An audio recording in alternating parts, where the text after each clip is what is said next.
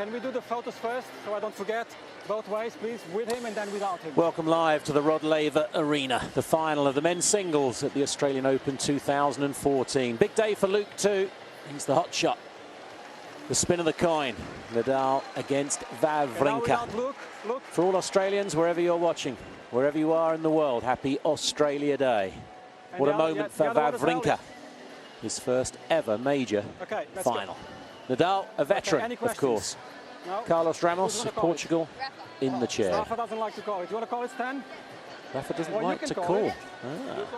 Chris Brandon alongside Sofru initially. Fru will be doing sets 2 and 4 if the fourth is required. Wawrinka will be hoping so. Mats Wilander's making his way from game, set and mats. And a super evening for this final, Sofru.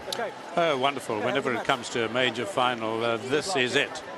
And whilst Wawrinka's never won a set against Nadal, I think many, including me, hope he does, because he deserves to. He's played that well throughout the tournament. Of course, deserving. He needs to show tonight that he can do it. And I believe he can win a set if he cranks up his forehand and his backhand, two of the most powerful shots in the game. He's got to do a lot of damage with the serve, particularly, just to deny Nadal getting into those long points. Yes, and those are the words he used in the press. I've got to be aggressive from start to finish and serve really well. Yeah, underlining everything that you say. Which he's been doing, of course. Yeah. Serving really well. I mean, it's a super evening. It's beautiful conditions, Fru. There's not a lot of wind. It's been a beautiful day, actually. Absolutely. This is Melbourne at its best. The 4 days of over 100-degree heat are long since forgotten. Well, no, not exactly.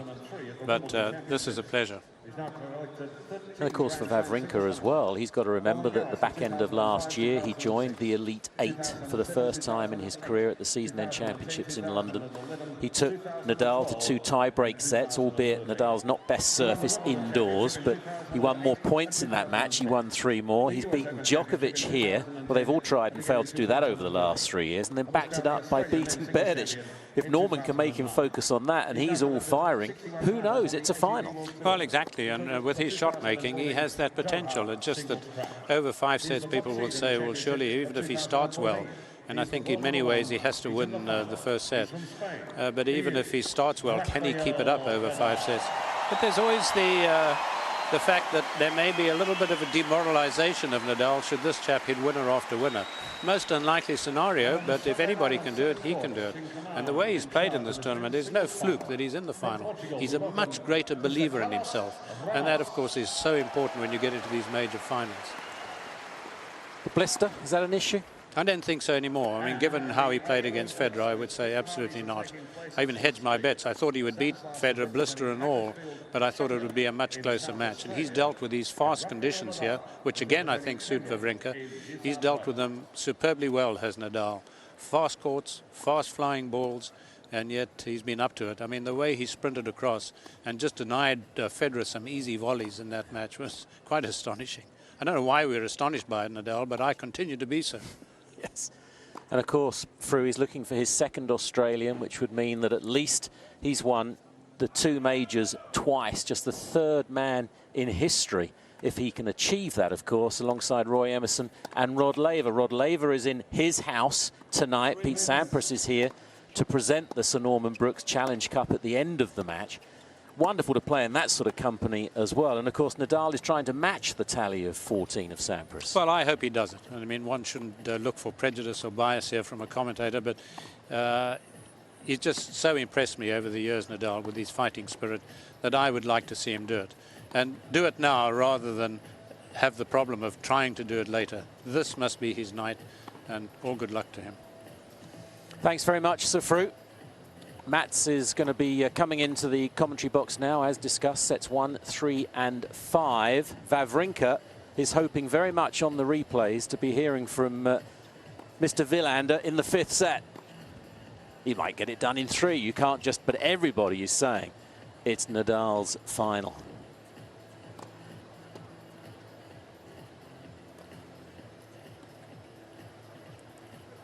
And a very warm welcome back live to British Eurosport viewers. Any Aussies listening in the UK? Happy Australia Day. It's the most magnificent evening in Melbourne. It's the most magnificent night for Stan Wawrinka. Yes, there's a Swiss in the final, But it is Wawrinka. He'll be the new Swiss #1 on Monday. He'll be at a new career high ranking as well.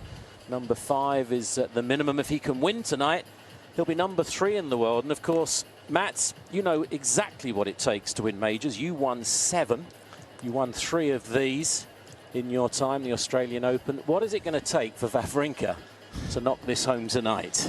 Well, I think it's going to take that he does not worry about staying level with Rafa for the first half an hour. I don't think that the scoreboard means anything. Apparently, it doesn't to Rafa Nadal either. He wants to get into his rhythm and not worry about the scoreboard. He wants to get into long rallies, and he knows, at least he said in the press conference against Federer, he knows that most players can't stay with him. For Wawrinka, it sounds like there's an opening for him to look at the scoreboard, but that's the biggest mistake he can do, I think. I think he has to play the way that he's decided with Magnus Norman and Severin Luthi, the way that he needs to play. And if he falls behind in the beginning, I really don't think that's going to make that big a difference, because he's such a streaky player, Wawrinka. He carries the momentum well sometimes. And he serves well enough that he will get into the match. Nadal allows you to play in his service games. And so I think it's very, very small goals, like finding the right rhythm, finding the middle of the racket. Where do I serve in the first 2 points, and try a few different things. But it's clear he has to be very, very aggressive and not play too many long rallies. Which he's talked about, hasn't he? Playing aggressive from the start to whenever the finish is and serving really well. We can assume he's going to hit a lot of backhand returns. Will Nadal sort of play this like he's playing Federer in a way, tactically? Well, I mean, according to himself, he thinks he has to play much more aggressively against Wawrinka.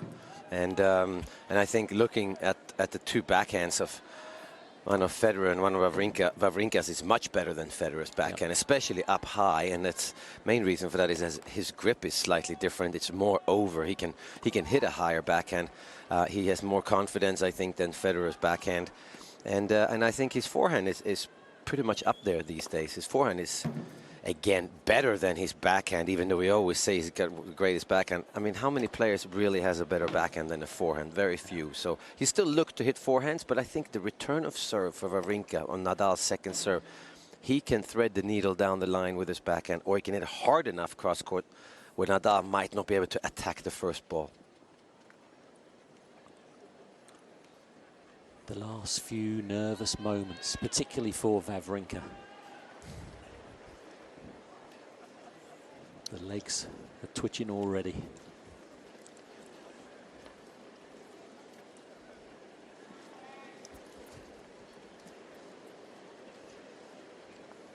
It's a 9th visit to both. Of course, Wawrinka's had a couple of days off. He's pretty pleased about that. He's had a retirement win, a walkover win.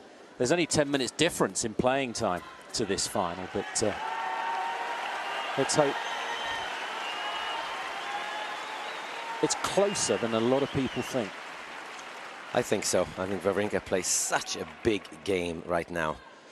And he saw that against Novak Djokovic and against Thomas Berdych, so his confidence is as high as it's ever going to get. Has had his warning for time violation, Nadal, throughout this tournament, so it's a towel each side. 20 seconds between points.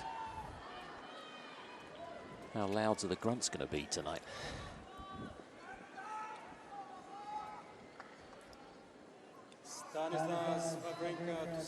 Let's wish the pair of them well. Wawrinka to begin. Ready.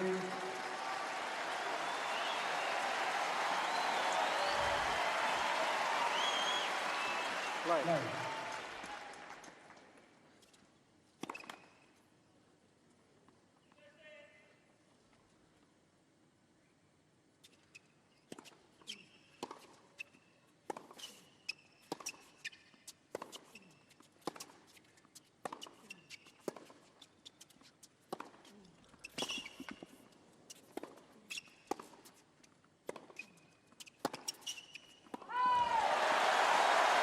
Listen to the crowd. That was right out of the middle. 15 left.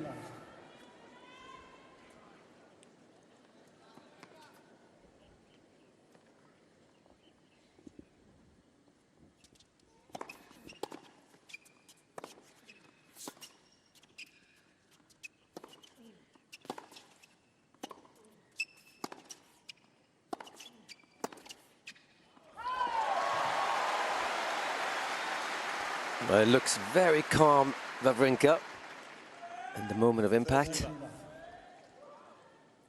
It could have maybe come to the net after one of those big forehands to the Nadal backhand when Nadal sliced it back, but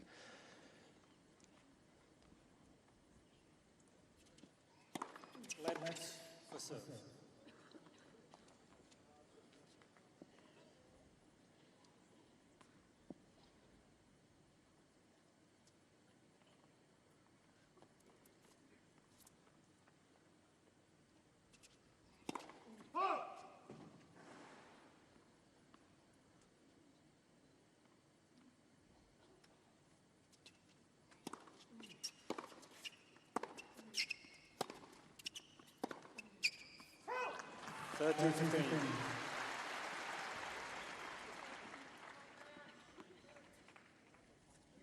I think because Wawrinka has more confidence in his backhand than most one-handed, I think he might go for more winners and not keep the rally going for so long, which is a benefit for him. Nadal wants you to keep it and play forever.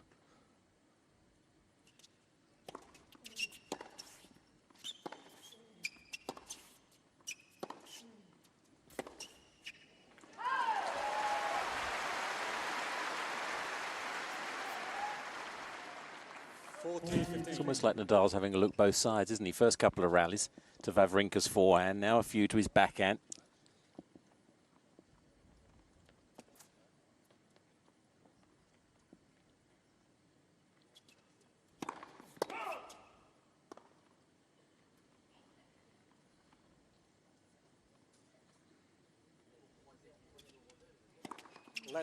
Second serve.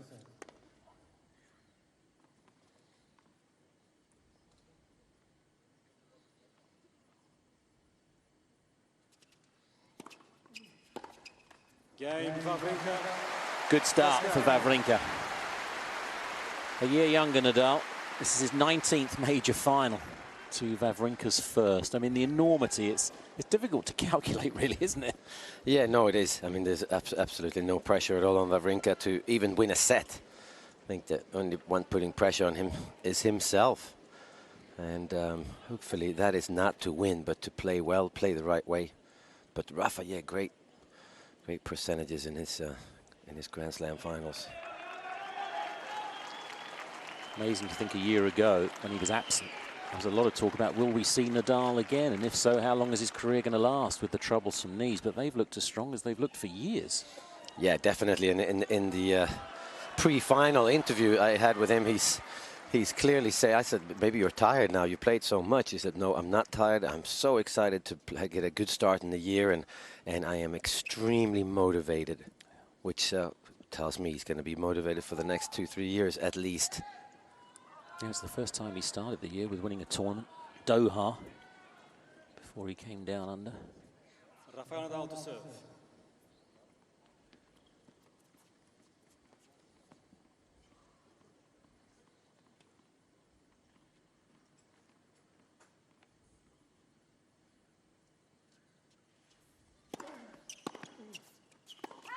Fifteen love.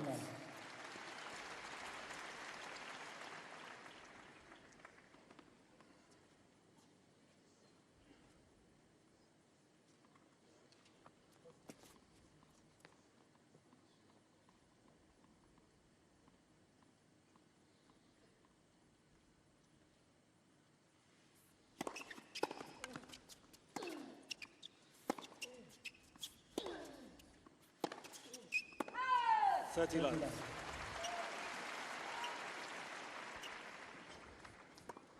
That's another thing that's really important for Wawrinka. Nadal really likes to play a long point in the first 2 points of his service game. Whether he wins it or not doesn't really matter to him because it's sort of an investment for the future. So for Wawrinka to play short points, and if he's down 30 love, then maybe take a few more risks.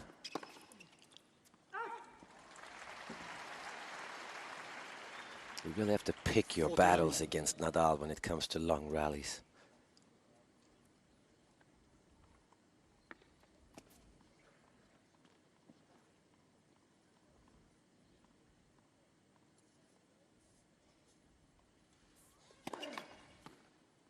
Let for serve.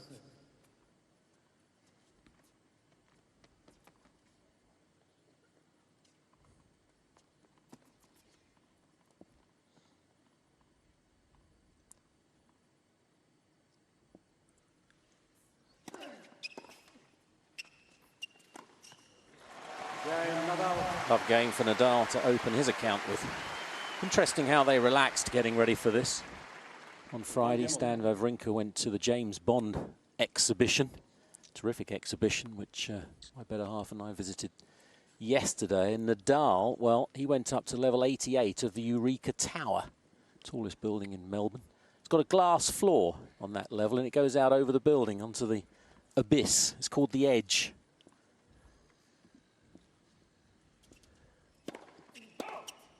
Probably more scary than this for Nadal.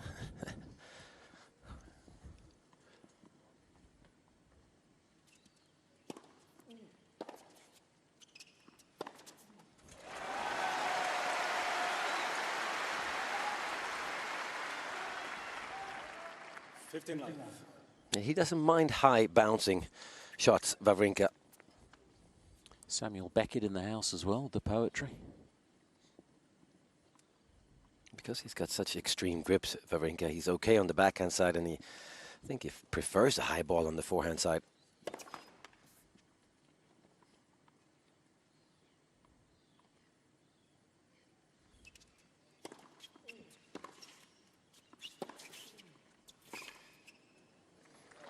Good wrong footer. He looks relaxed, doesn't he? 30 left. Facially.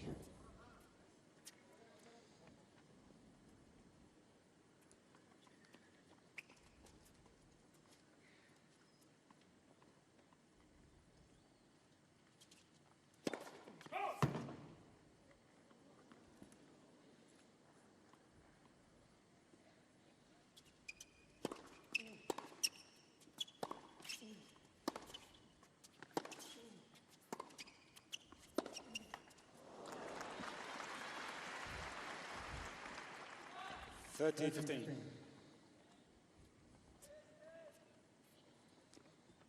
I remember talking to Magnus Norman at the French Open last year. They played in the fourth round, and he said that Stan has to dare to risk it all. It's not easy to do.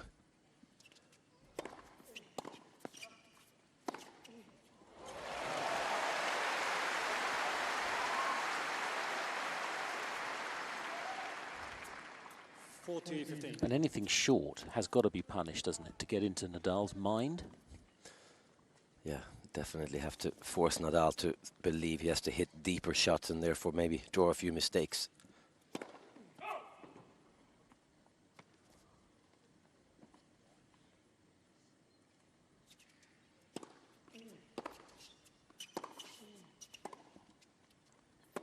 Oh, my word. This is a wonderful start from Wawrinka. Very early stages. 2-1, he leads. Wawrinka leads 2 games to 1.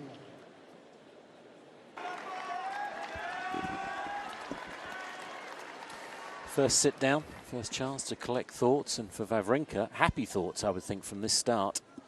Yeah, excellent start. I don't know, tactically it looks like he's spot on. And hit quite a few winners already. Such a long journey, isn't it? 3 out of 5 sets tennis.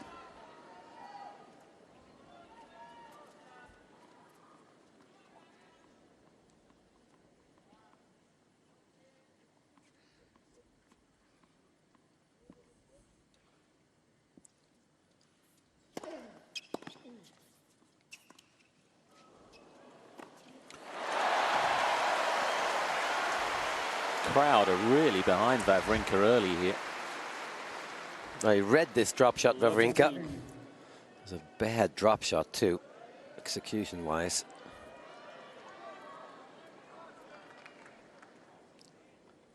Well, maybe he just reacted it. It bounced high enough for him to get there. Good time.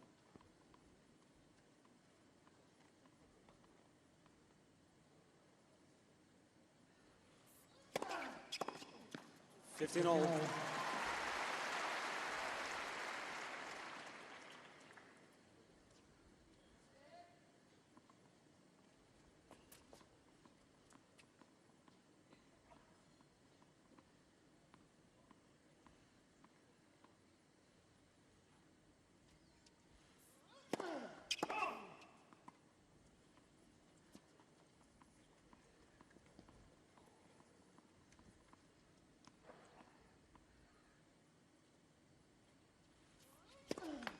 15-13.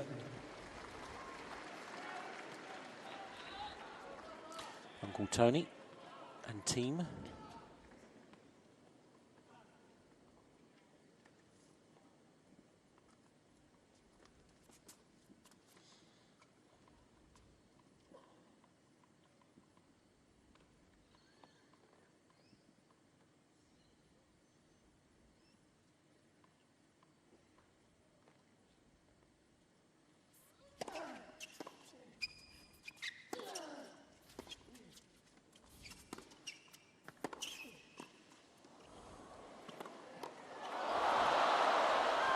He's reading everything, Wawrinka, so far. Not found his touch yet, Nadal.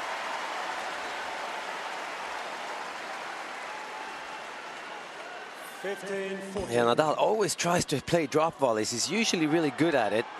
And the volleys he hits, they're usually pretty easy to put away. But that's way too deep, a drop volley. 2 break points, Wawrinka.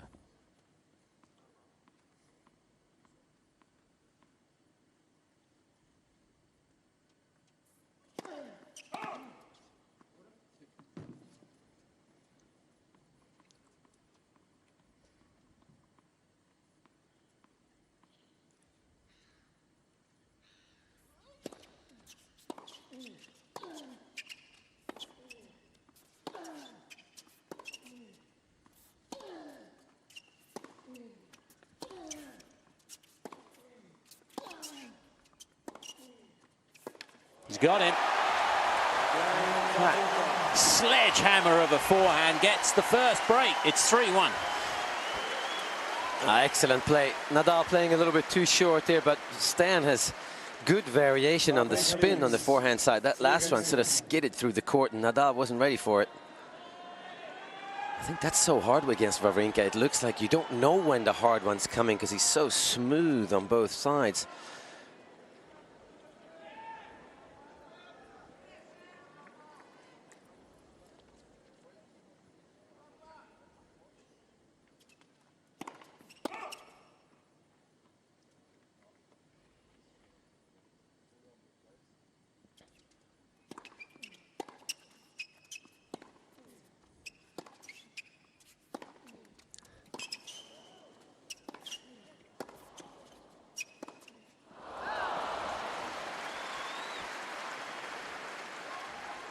Love 15.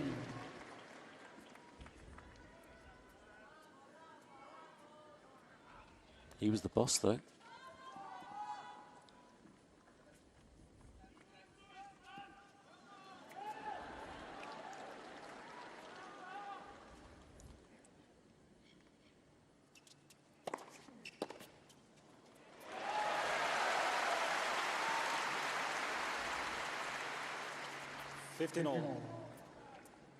You never believe it was his first major final with this start, would you?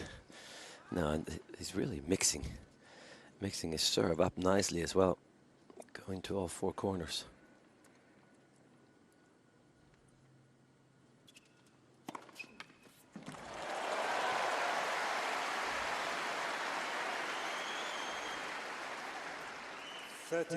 No fist, no come on, no celebration at all. Any of these winners so far.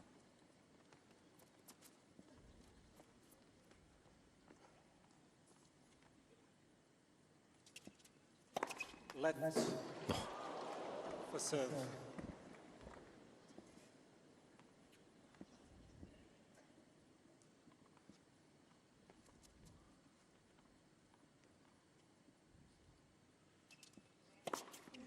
Just hit an ace the other side then.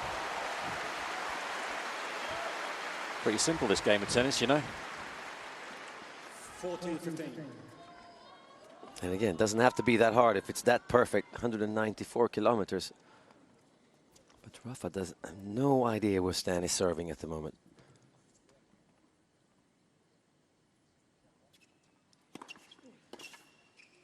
And then that. This is a dream start for Wawrinka. 4-1, 17 minutes. Who was going to win in straights? Wawrinka leads 4-1.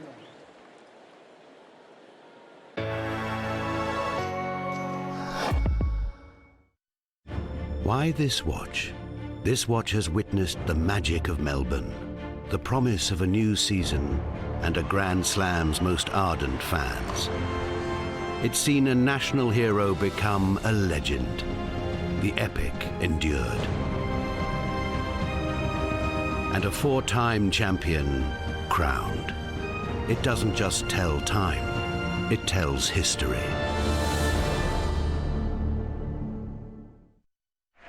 Here comes an ace, mark my words. Like an open book. Well done, sir. But it's really...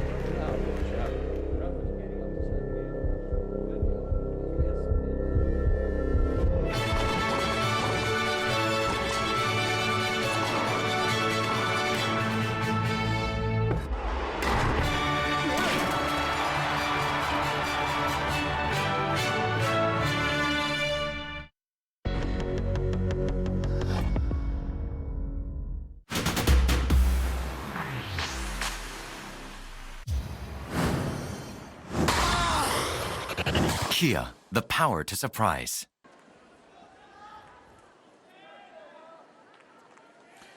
Well, Nadal has some thinking to do. 7 winners for Wawrinka, just the one for Nadal so far. 1-4 down on the scoreboard.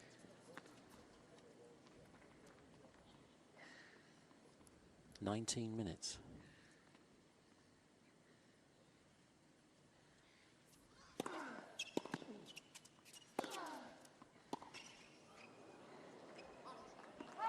First Vamos. 15 love.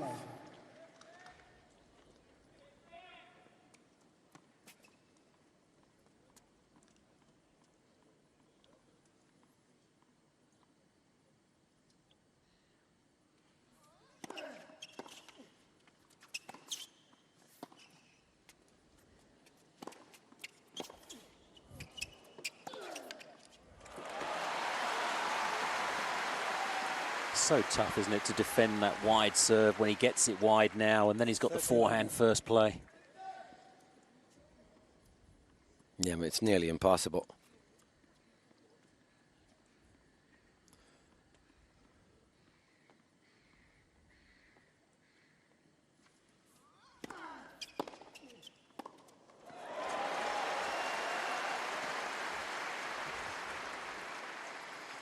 That's also important. The only way to get out of this game is to hit your way out of the game, I believe. You can't fight your way into it.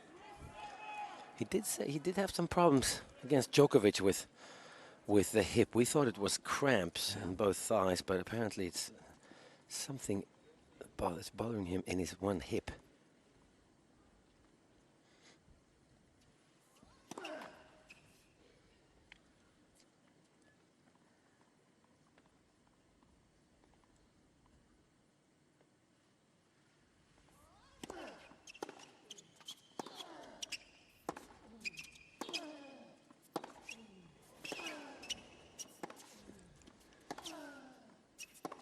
Oh my goodness.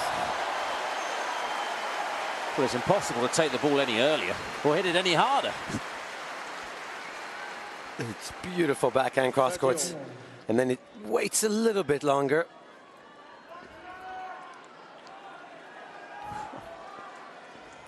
Again, that's the main difference between his one-handed backhand.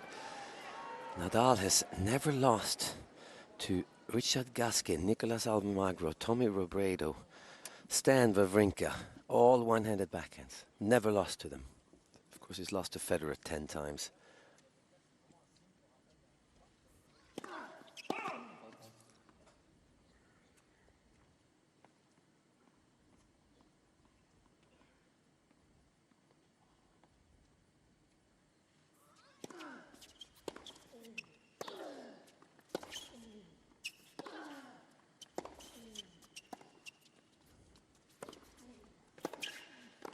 Wow. No wonder the clenched fist to Magnus Norman. It's a lot there. 30-40. Yeah, not an easy volley under the circumstances, of course. Especially when you're going into the Nadal forehand, you know you have to hit it clean.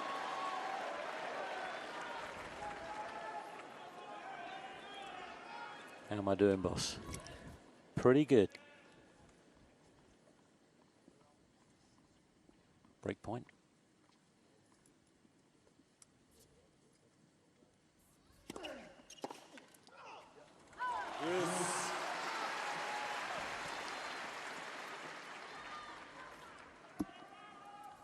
I mean, the support is overwhelming for Wawrinka by comparison. Nadal's just saved a break point. It was almost polite applause.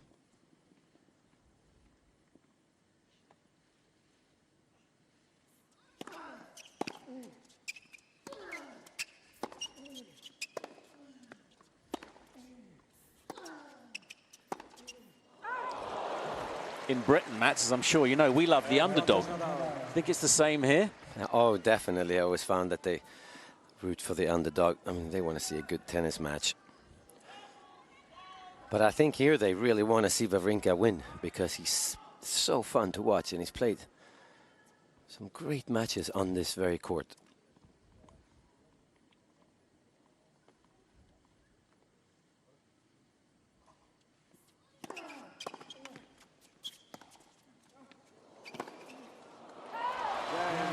Apology for the miss hit. Keeps it to the single break, Nadal. Wawrinka leads 4-2. Dripping off him, as it has been throughout the tournament.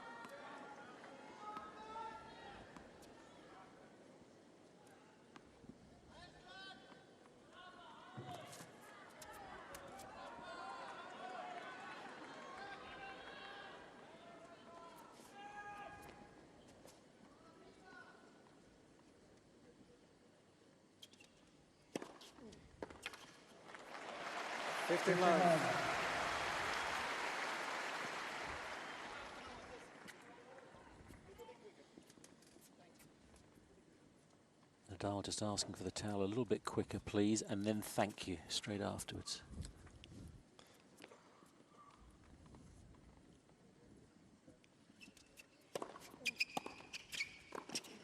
Just a fabulous mix, isn't it? It really is. Only Stan himself knows what he's going to do next, because this is very difficult to understand his tactics right now. They're spot on, but they're so varied.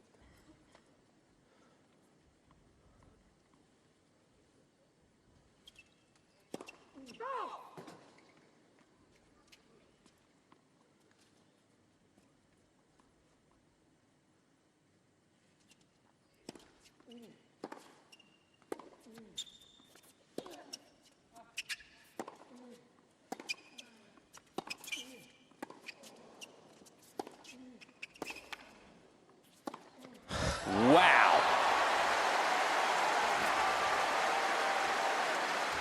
Well, he went to the exhibition. He came back with James Bond, I think. That was the forehand that really opened up the court. This is just too good. Incredible ball striking.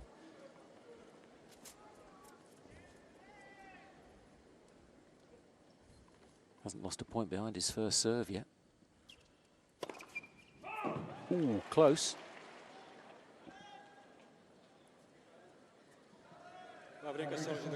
Always asks the umpire first if they agree with the call.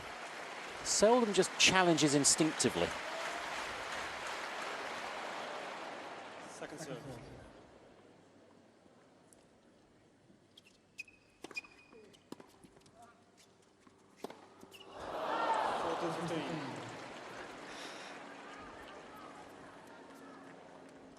Another good second serve though from Wawrinka.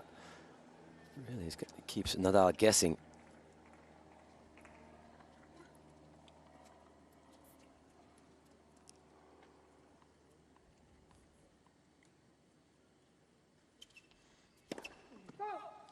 Nadal had gone the wrong way again then.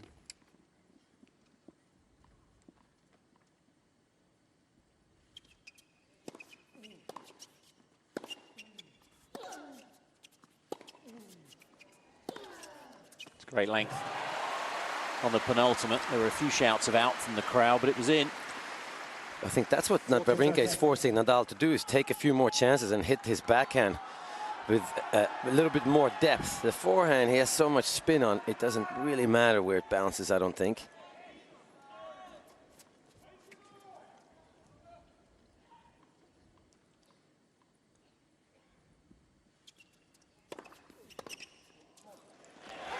Keeps his nose in front with the break. It's 5-2 Wawrinka in under half an hour in this opening set.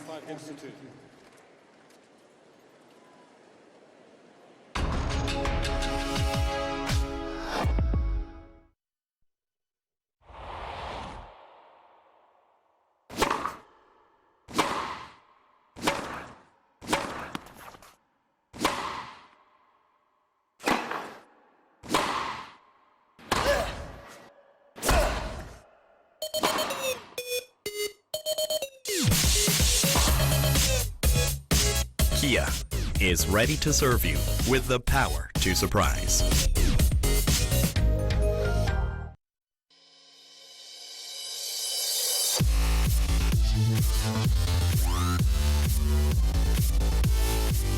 Order the coolest outfits and much more now on tennispoint.com.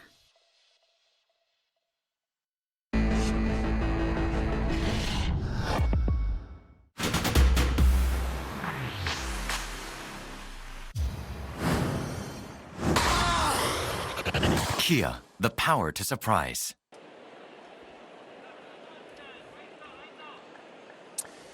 If you're just joining us, yes, the scoreboard is correct. It's Wawrinka 5-2 against Nadal. First set, playing some wonderful tennis.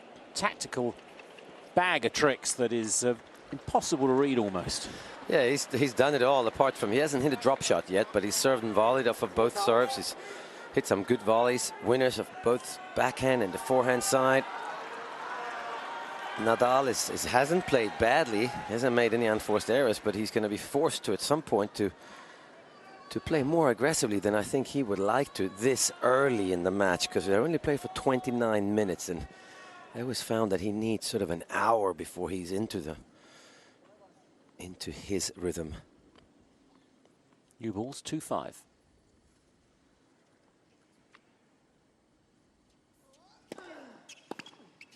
love.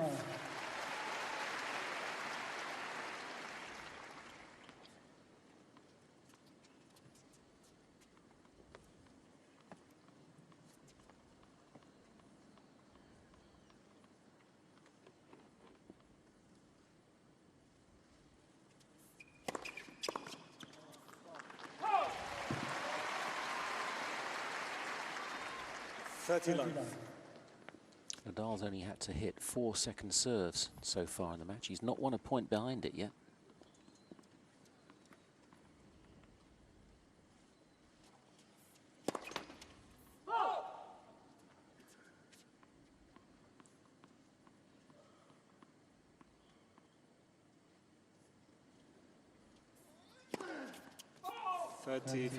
Second double.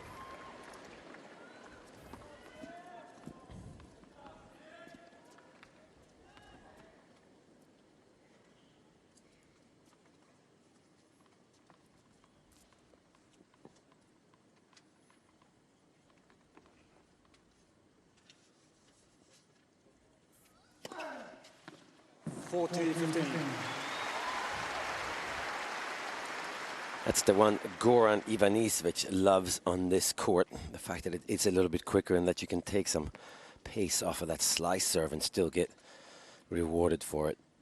I have to say I agree.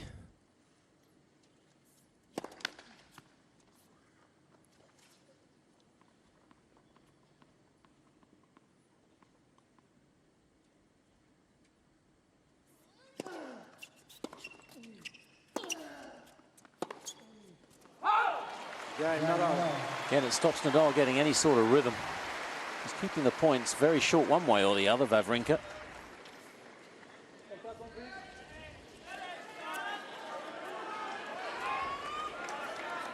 This is the first real big test for Wawrinka, isn't it? Serving for the opening set. Yeah, really important that he doesn't Obviously, it's hard, impossible to not play the scoreboard, but he has very clear decisions here. What's he going to do in the first one?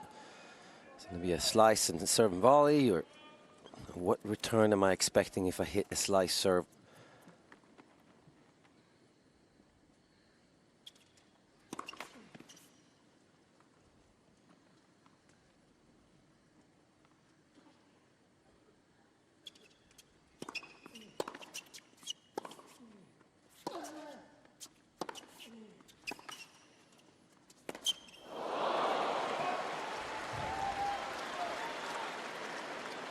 Love 15. Just get the feeling that Nadal, this is where he comes alive. This is what he loves.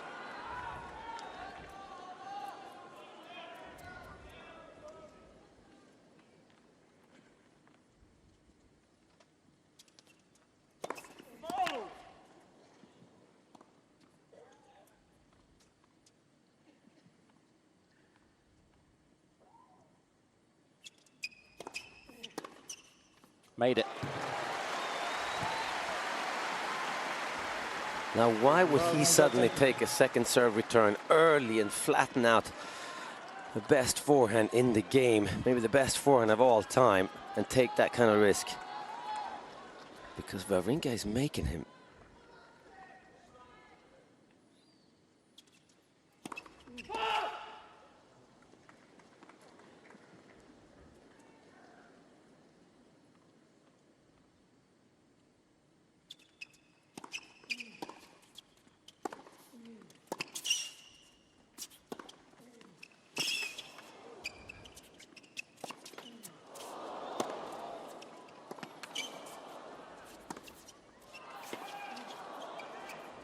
Here he comes, and Wawrinka had a chance to go in, didn't fancy it.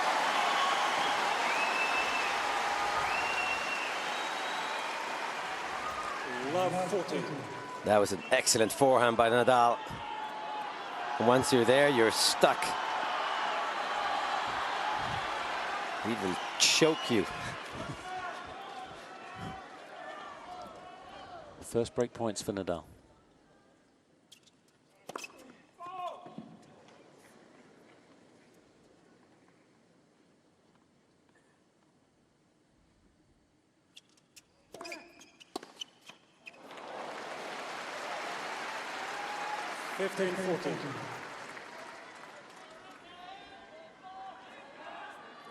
Haven't seen the big one down the tee for a while. Yeah, he's just missing, not by much, the first serve here of Wawrinka.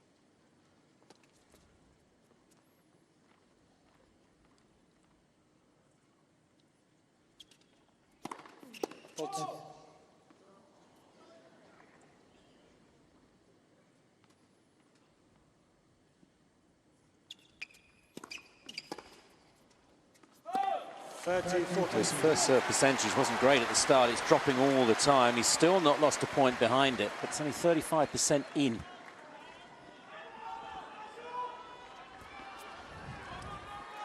Odds are he's going to put one in here then. Because 35 is way lower than any professional player, even at this stage. No, wow.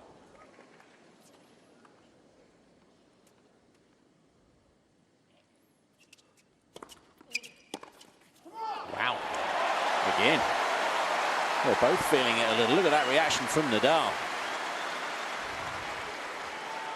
Yes. He stayed well clear of the knuckles. Got enough trouble on that left hand.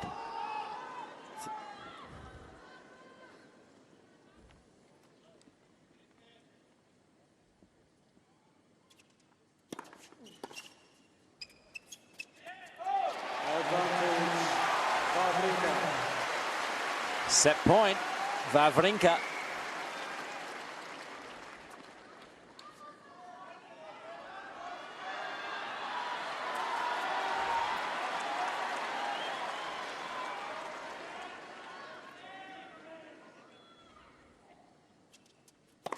Got him. What a time to find your first serve. Third ace. First set. 6-3. The perfect start for Wawrinka. And Nadal must be very disappointed with 3 break points gone.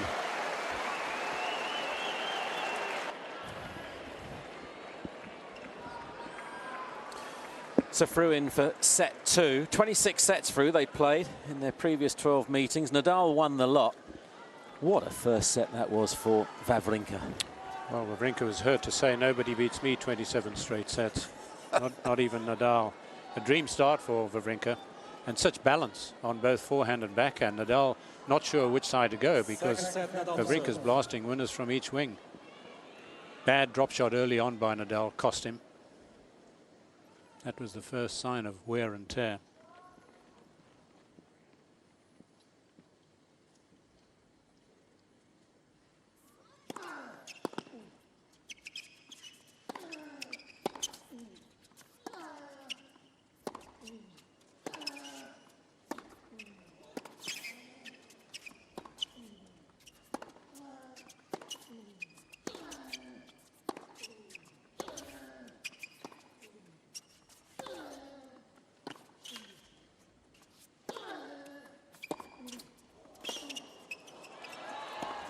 Oh my word.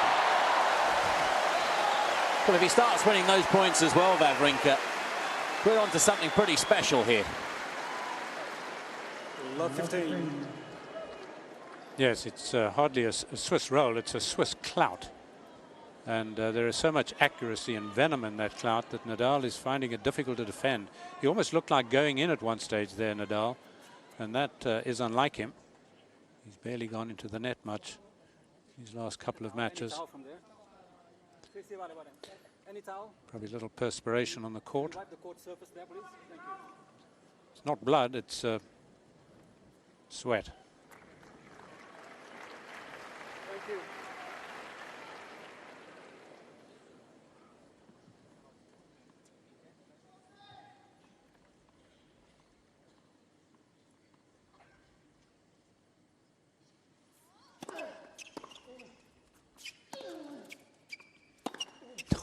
Boy, oh boy.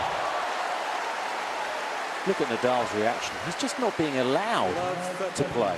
Any time to play. Well, we all felt that Wawrinka could do well if he took risks, but he is taking the risk and he's just doing phenomenally well with them. Barely missing. If Nadal is to win this match, I think we're going to have to see some of the greatest tennis from Nadal if Wawrinka keeps up this sort of play. It could be an epic.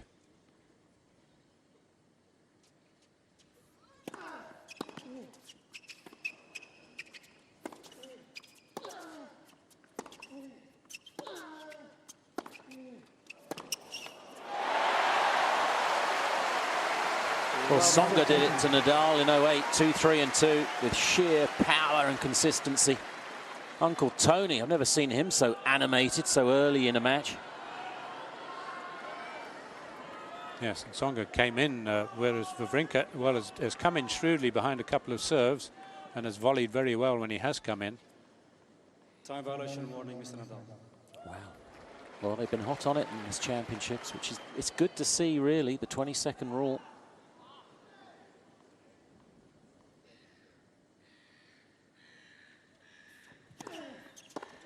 Oh my word, he breaks to love with tennis, the likes of which you rarely see. That is one of the best returns of serve ever. First game, second set.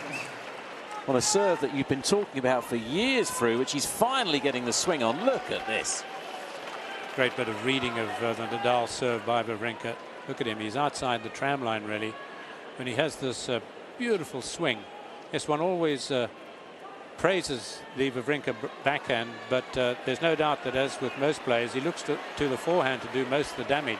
But unlike Federer, who hit very few winners against Nadal, Wawrinka shows that he's capable of doing it from that wing as well with such immense strength.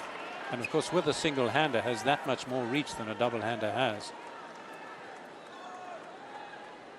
Confirming stat of no points lost on his first serve, 11 from 11. He's 10 from 18 behind the second.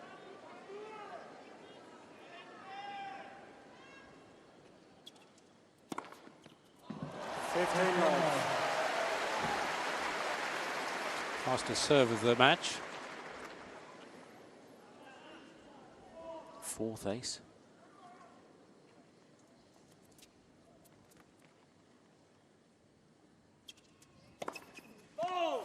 He's almost going for an ace off every first serve, isn't he? Which is why I guess the percentage is so low. Oh, he challenged that. No. He looked at his camp too, Nadal. Of course, he's trying to get in big blows now on his return of serve to see who really can make the big hard shot first.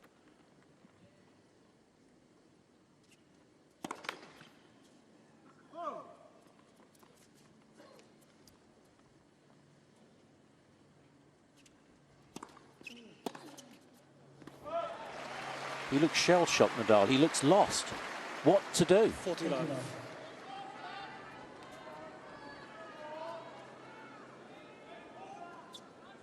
Doesn't want to point this set yet, Nadal.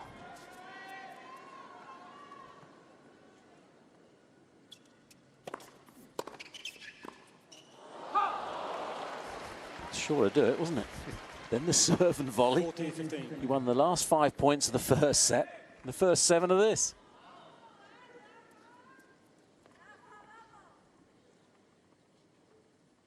He's certainly all action, is Wawrinka.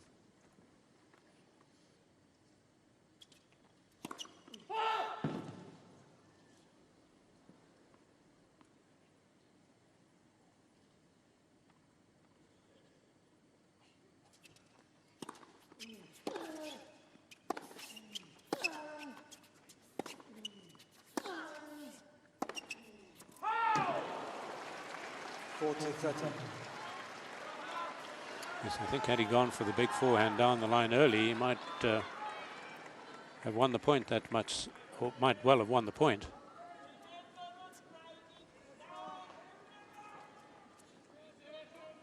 Magnificent trophy. Norman Everard Brooks, Sir Norman Everard Brooks Challenge Cup. And who would have thought that after 47 minutes, the huge challenge to win it is Nadal's. Well, there were many people who figured that there might well be a Swiss winning the tournament this year. Such was the speed of the courts and the flight of the balls. But it wasn't Wawrinka they were looking for, of course. It was Federer. But Wawrinka is showing quite phenomenal performance here as now the Swiss #1, well, at least from Monday of next week. Let's for serve.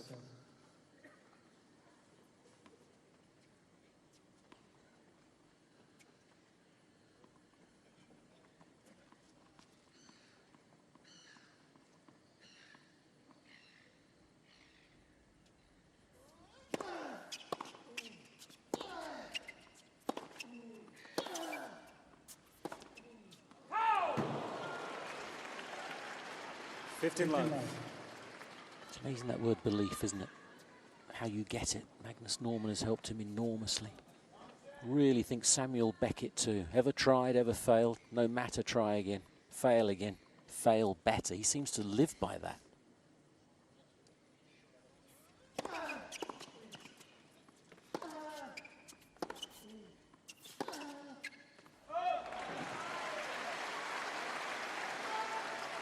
Well, those matches against Djokovic, of course, the one here last year and the one at the US Open certainly helped Wawrinka believe he can join the top 4.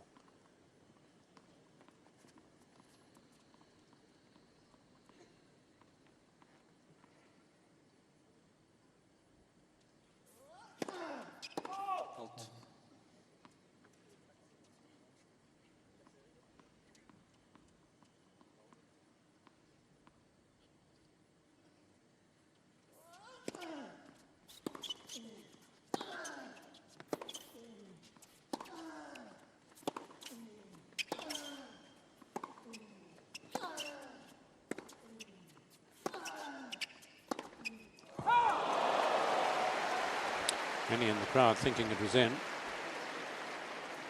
30-15. And that says something. They've seen him hit so many in that they feel this is yet another. 17 winners so far for Wawrinka, 6 for Nadal.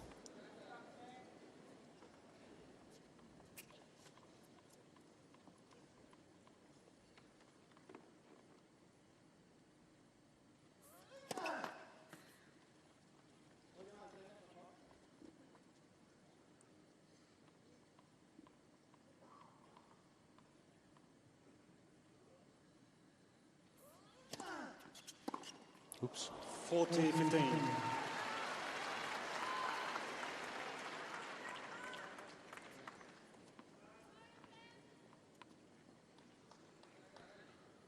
A little bit of fluff in the service block. Remains there. See it on the right court. Resembles the white feather that dropped 12 months ago.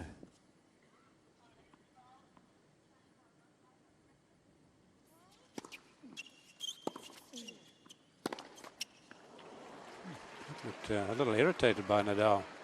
40-30. Looking at his shoe. That's pain. Back. Feeling his back. Yeah. Wow.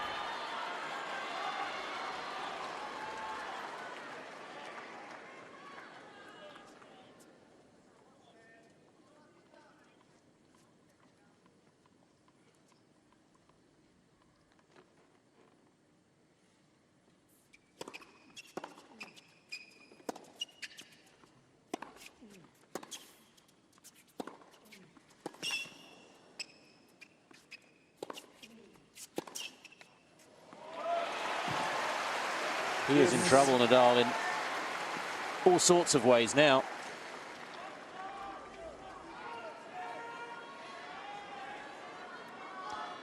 Played and lost to Ferrer here, didn't he, a few years back in pain, completed the match.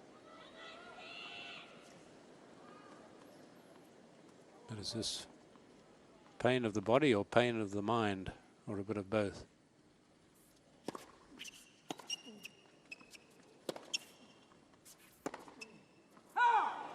Very slow serve. Advantage And he Nadal. wasn't running for that either.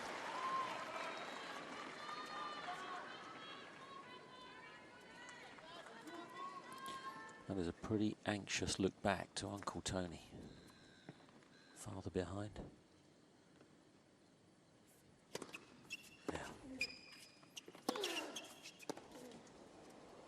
Game Lots of Nadal. venom in the forehand, but certainly not the serve.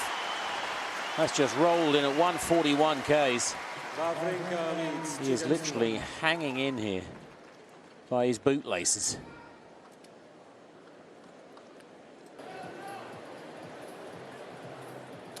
Well, Nadal has left the court. Hugo Gravel from Metz in France, the trainer came on, they had a quick chat. It's definitely going to be a treatment, Ladies and full gentlemen, medical timeout, Mr. Nadal has left the court to receive a medical timeout. which is starting now. So he's got 3 minutes, Nadal, to get treatment for that back. It's all happening through. Yes, Well, it's a great shame because I don't know. if Wawrinka were to win this match, and he certainly looked as if he was very much playing as if he was in the mood to win it, and why not? Fight over that if you want to know. Tell me what's the problem. It's always the case. Not the problem. For the physio, you have to tell me why. Obviously upset. He would like the umpire to tell him what the problem might be, what the physio's words might be. But if Wawrinka's to win this match, you want to win him with a fit Nadal. Well, this is so interesting seeing this. It really is. And if he keeps his eye on the big screen, Wawrinka, they'll probably replay the time when Nadal's hand went to his back, because they have a habit of doing that here. And he will find out plain and clear. Well, this is drama indeed. It's not what we want. Well, let's hope Nadal comes back to play. Well, it's, I'm sure he'll probably come back. I just hope it's not a token appearance. Got his hip problems as well, Wawrinka. We've talked about that, and that's with a retirement and a walkover en route to the final.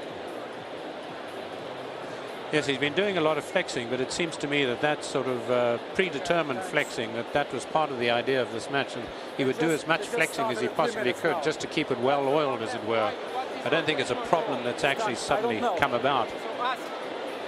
He's demanding to know what the medical timeout is for. That's the rule. So you ask and you tell me. If not, I call the physio and I leave just like that. No, it's between him and the physio for the moment. No. If Stefan wants to... He's not doing himself any favours here through, is he, Wawrinka? I wouldn't have thought so. I mean, he's just getting himself all hit up. Whereas if I were out there... Well, he's only announcing the timeout now, so the 3 minute starts now. I was surprised through how quickly he announced it, because normally, obviously, there's the assessment first. Right. Well, I think he just wanted to keep that crowd informed. Yeah. This, or you can accept it. I think you need to accept it. I think so too. Every match, don't get head up about it. Ask why the physio is here. When Stefan gets back, let's see what he says. When Stefan gets back, maybe he disagrees with me. Stefan now here. He has to be there. Call Stefan now here. I'm not doing that. I'm not doing that. He has to stay there. Right.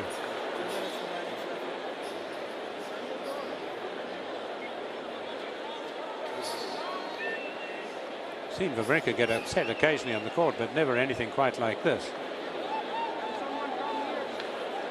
He obviously feels this is a bit more tactical by Nadal.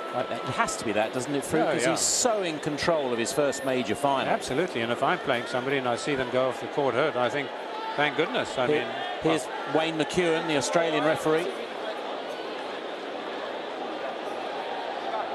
So it's his back, he's being told.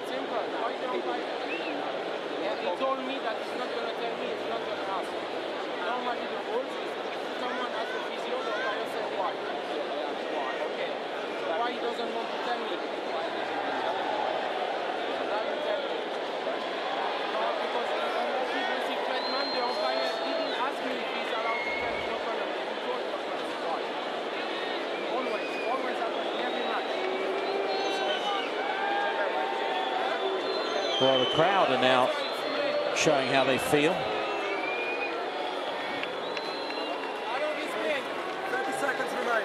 30 seconds left on the 3 minutes. So Wawrinka's up to stretch and move about a bit, which is what he's got to really do, because in this 30 seconds, quite right, he's running out. He has got to seriously refocus, and he's doing a Nadal. Absolutely. There's a bit of mockery.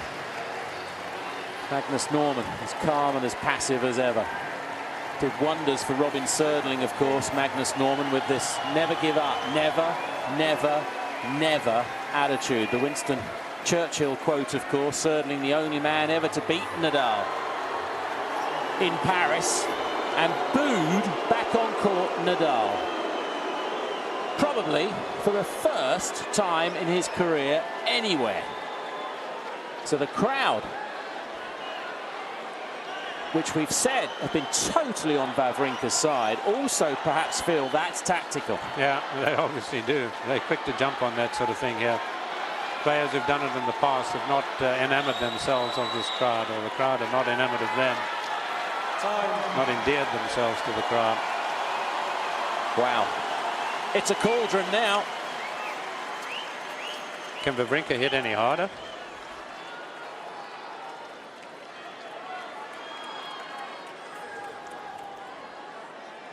So a reminder.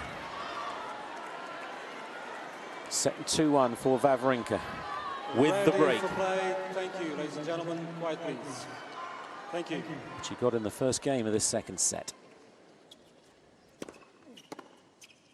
Ah!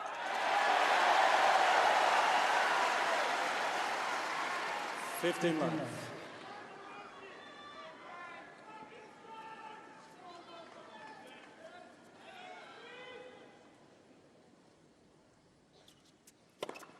30 left.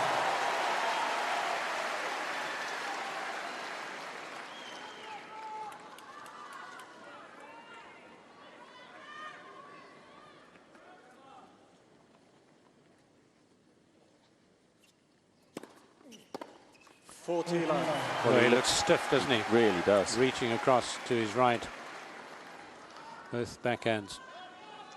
Quite miserable, really, by comparison with what he can do.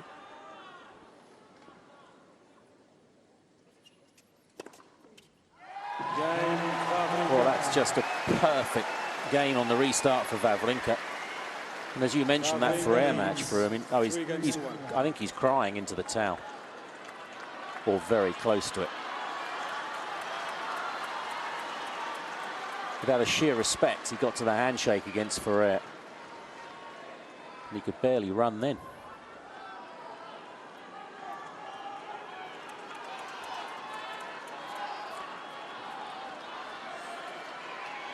What speed this serve. Thank you.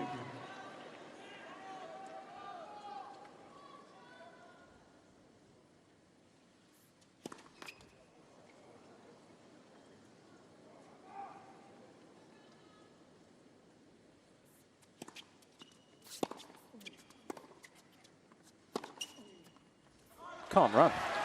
Can't rotate. Love 15. Well, this is so anticlimactic just at the moment. So often we overstate these injuries. They look as if you cannot overcome them, and yet somehow at times they do.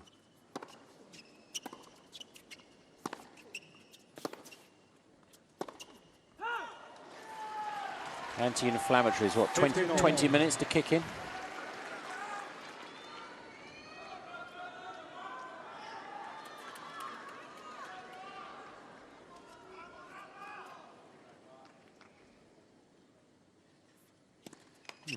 Blimey. It's 121 Ks. At 80 mile an hour, this is 15, 30. Such a shame.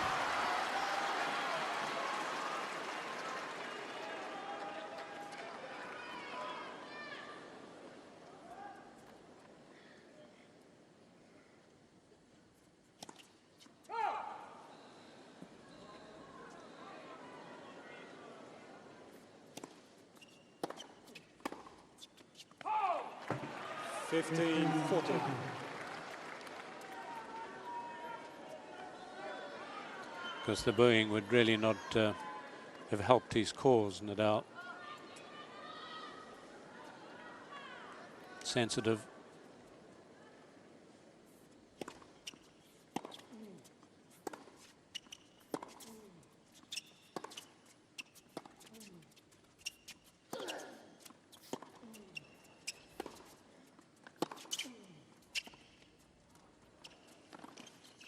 And on the evidence of the restart, clearly not tactical.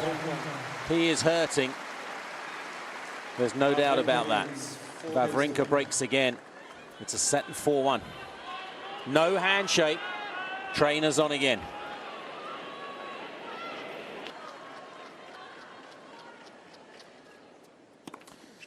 First point, yet another ace.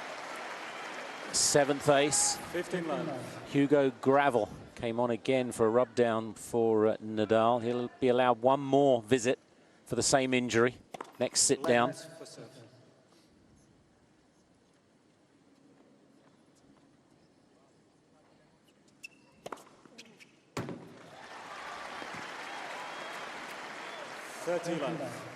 It's quite a long way to the handshake for if Nadal is absolutely committed to that.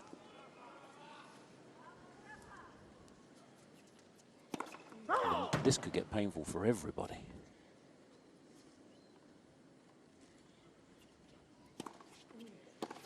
Because he can't move, he can't twist or turn.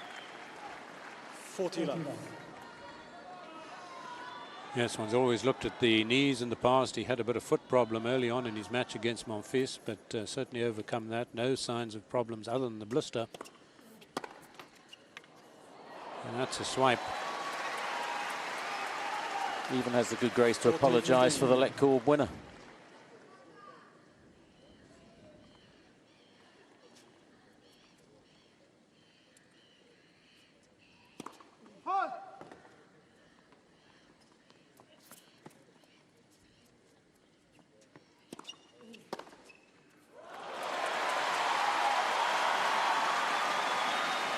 Good reaction from the crowd, and I think there's plenty here feeling a little embarrassed about the booing.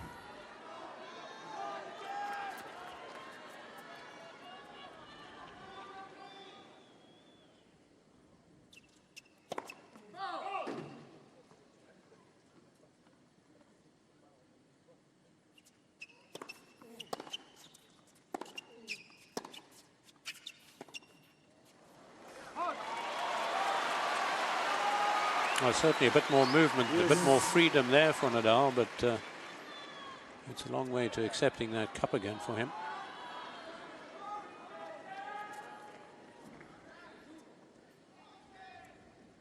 Back to juice.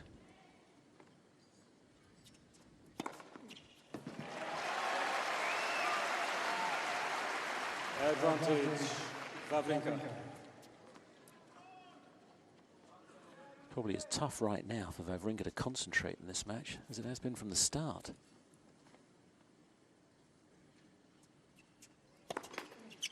Settling into your first major final, try and get the first game under your belt, build.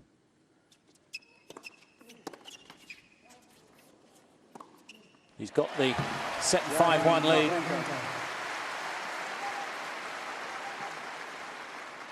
Wawrinka leads 5-1.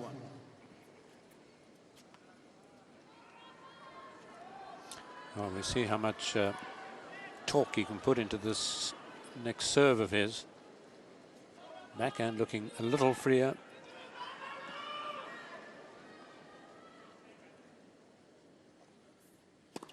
No, very much all with the arm. Every serve has been way under 100 miles per hour. He's not even taking his time to hit it.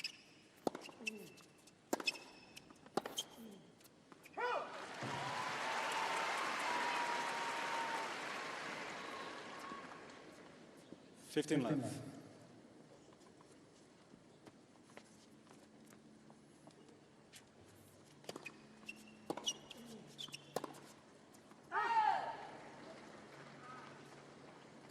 All.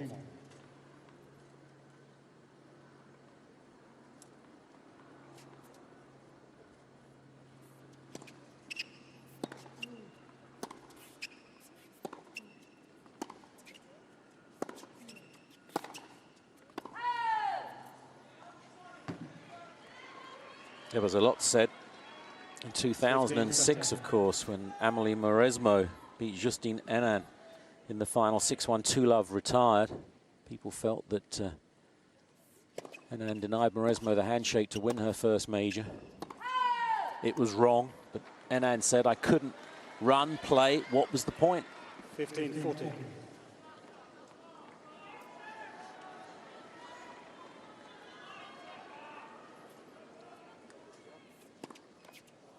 You look at that, what is the point here? Give up, someone just called.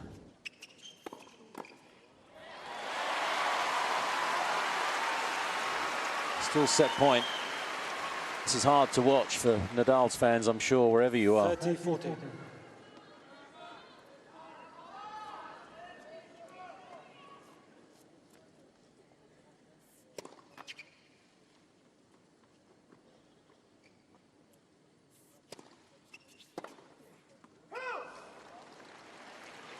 Yes.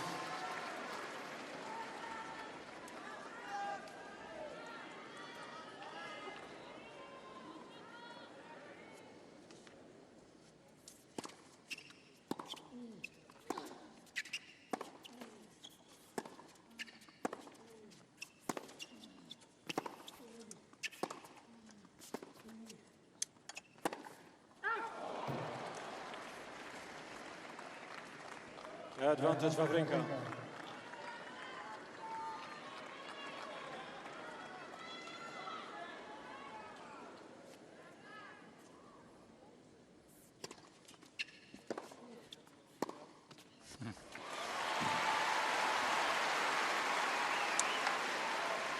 Yes. This is the 102nd Australian Championships, 46th known as the Australian Open, 27th year at Melbourne Park. Don't think there's been a retirement in the history of the men's final.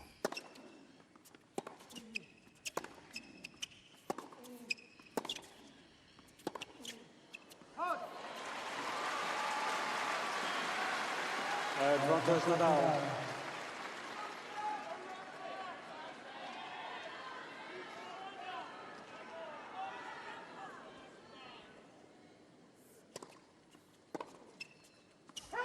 Game, Nadal. Saves the set points. Second set continues. Set 5-2, Wawrinka. Still no handshake. Hugo Gravel on again.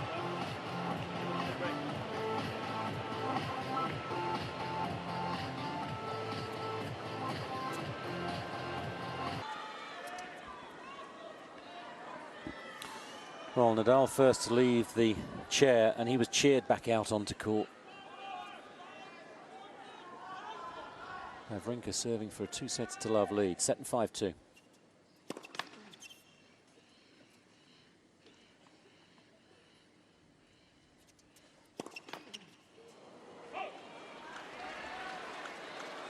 Love 15.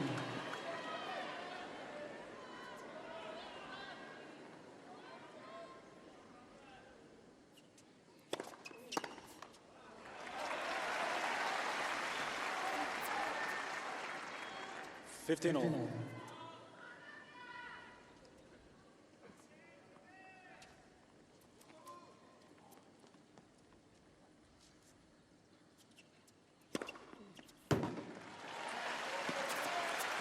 13-15.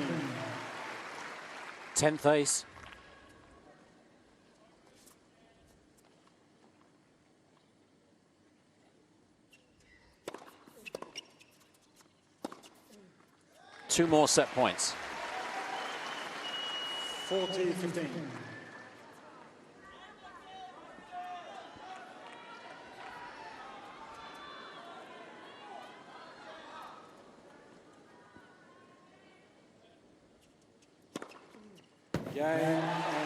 Well, I did some research before to find out the last time a man won the Australian Open from 2 sets down. I was thinking about it for Wawrinka. It was Rod Laver in 1960 when he beat Neil Fraser 8-6 in the 5th. Amazing.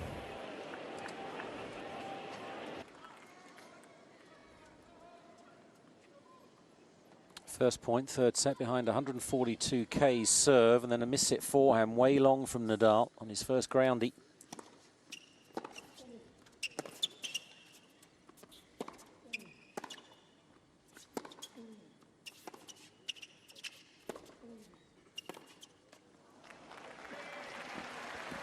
Love 30. Still no obvious improvement with the back. Yes, I would say marginal, but not enough.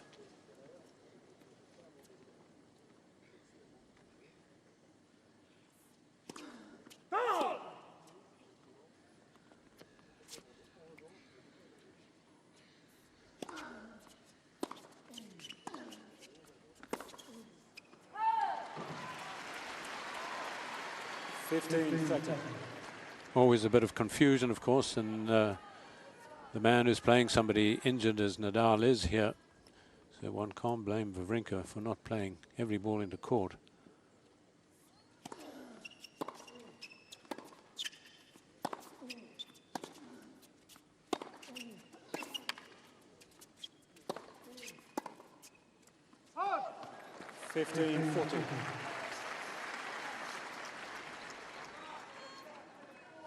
All kinds of thoughts racing through his head, I'm sure.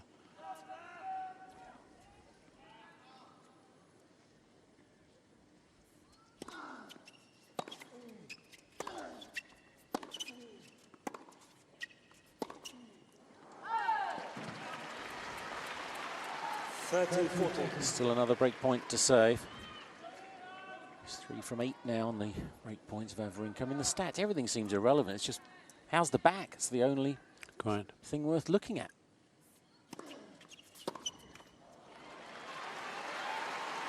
Yes.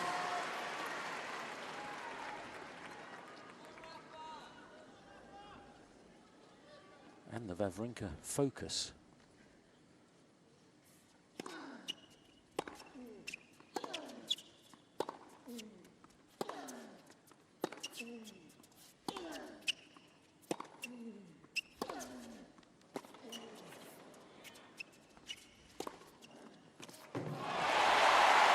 Well, that looked a bit more venomous. Everyone unanimous now in their support of Nadal.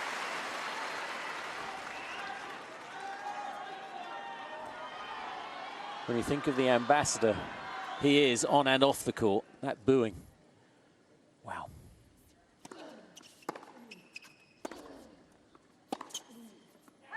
He holds. Would Wawrinka have preferred to have had a fully fit Nadal, the way he was playing and the way he was leading? Because his concentration has definitely gone off just for the first time through at the start of this third set. Yes, it's always likely to happen. It always does happen, it seems to me.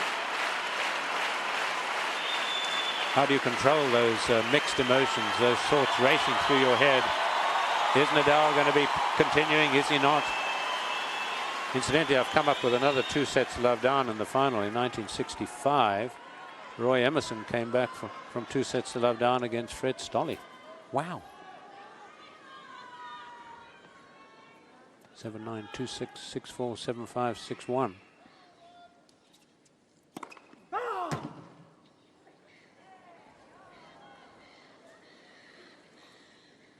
But I can't see it happening here.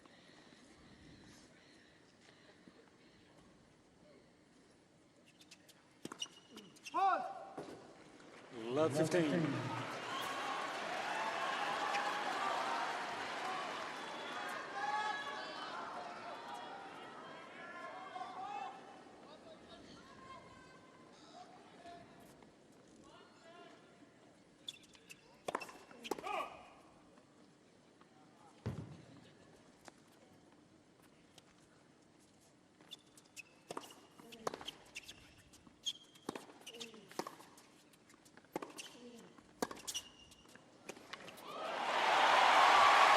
Certainly better movement from Nadal.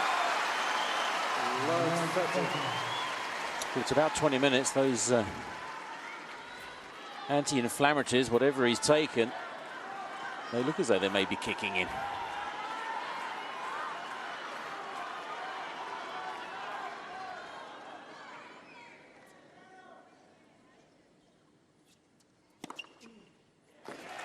Really needed that, ace number 12. 15-30.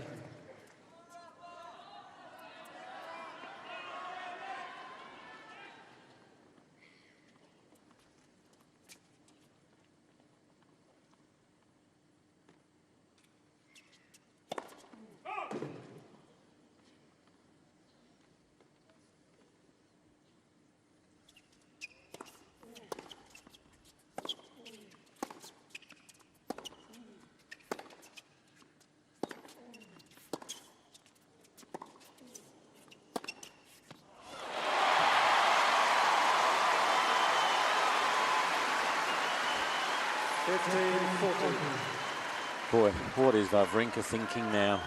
2 break points, Nadal.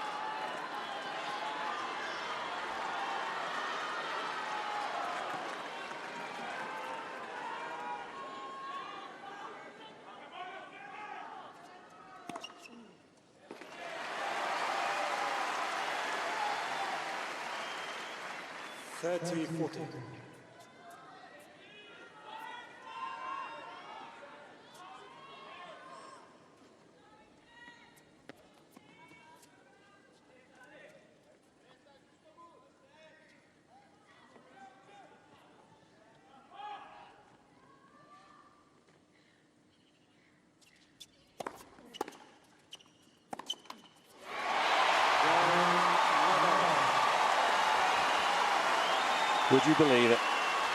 Nadal, 2-love, third set. 2-1. Can he? That is a huge question mark hanging over the Rod Laver Arena. I think Wawrinka was thinking of smashing the ball out of the arena, but then has thought better of it.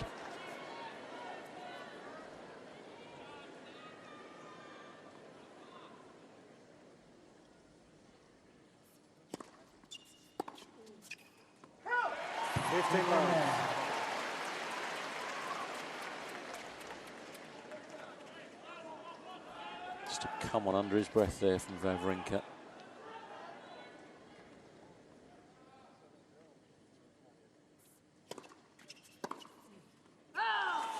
Struggling to make any sort of shot now, apart from the aces in the last game.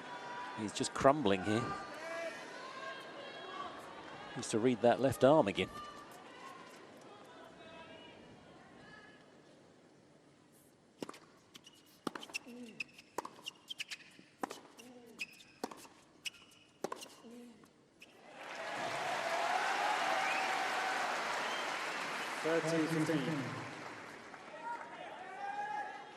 It's not often you see Nadal just let one go by. Not that it was close to him, but he made no effort.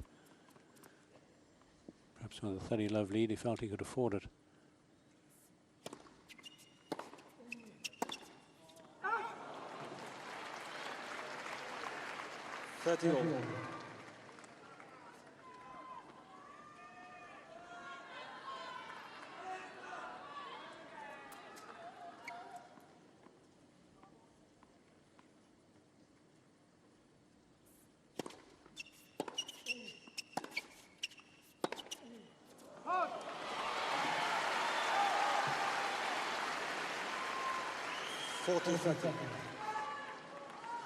The urgency has gone out of his game, so the unforced errors increase.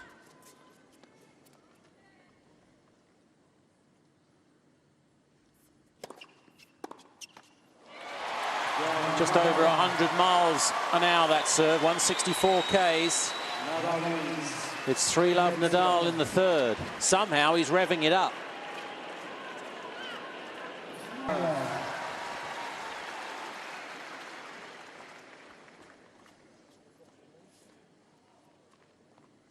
Yet another ace down the tee for Wawrinka, 14 in all now.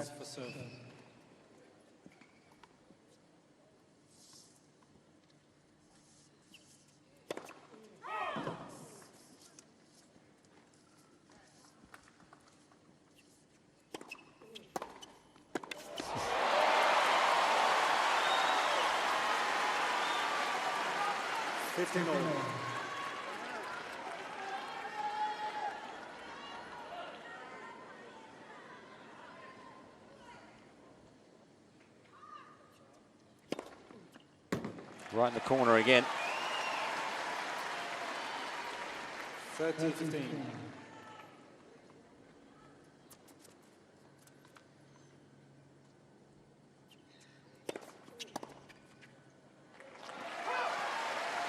He's got to keep doing that, isn't he? Stretching Nadal. 14-15.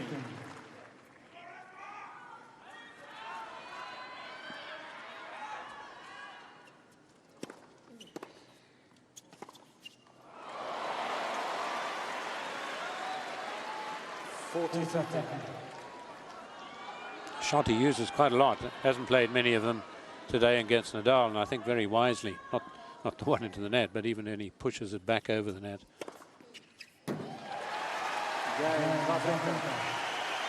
Gets on the scoreboard again, trying to G himself up, Wawrinka. Nadal leads 3-1. Crowd are over the pace as well through. They started backing Wawrinka, then the booing of Nadal, felt embarrassed, guilty, started screaming and shouting for Nadal, who's now coming back. So where do they go next? Do they feel sorry for Wawrinka? Will they switch again?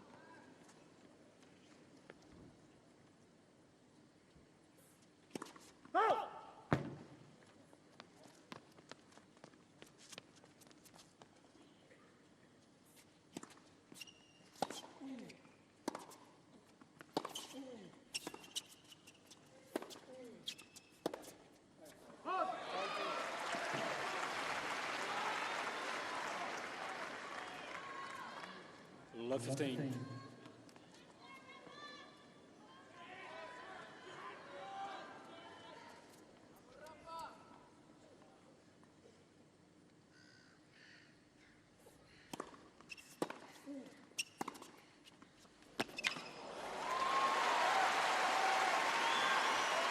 Well, when he gets a hit on it, it's got to be an unplayable, really. It's the message he's giving everybody, Nadal, including Wawrinka, of course. And he's got a strong enough left arm with which to do it.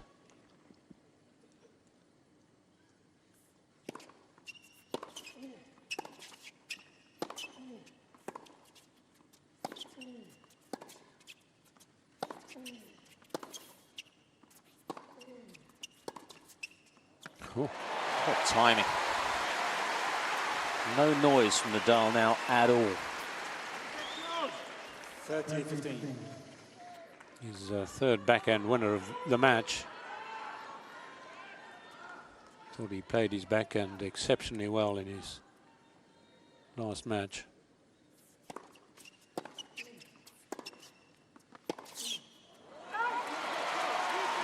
Wawrinka is now starting to 14-15. verbally complain about what's going on here. Standard is dropping off alarmingly.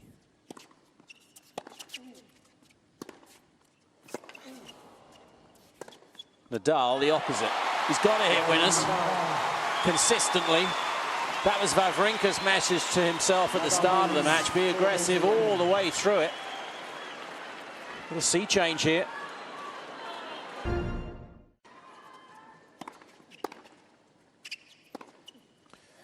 First point, sixth game, backhand cross-court angled winner from Wawrinka.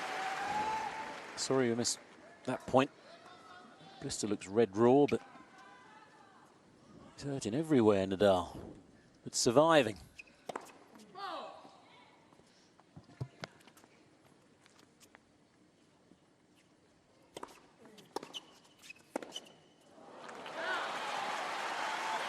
Interesting, he's not got a bandage in his hand. That blister, he's had one every match up until today. Maybe he wants that to hurt more.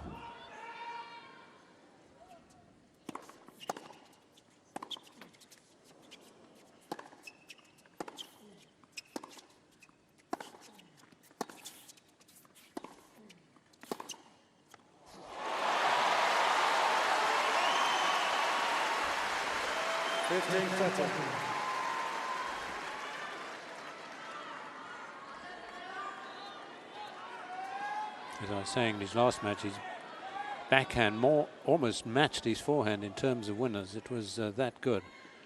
As good as that we've just seen.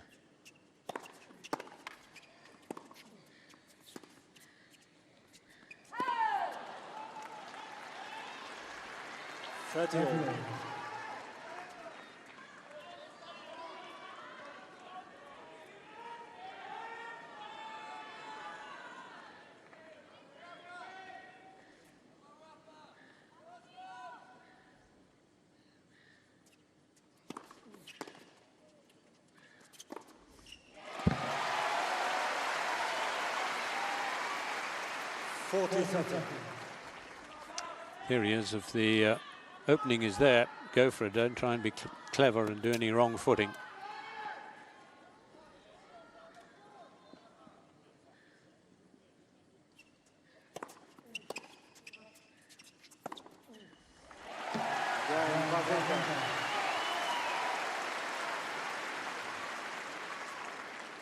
Nadal leads 4-2.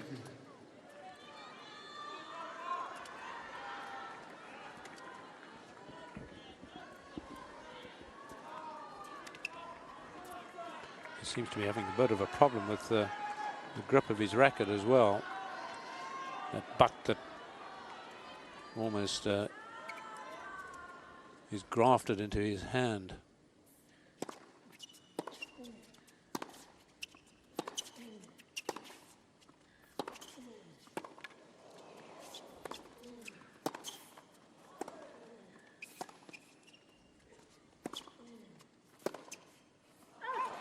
That's a much better point from Wawrinka. It's the focus back. Love 15.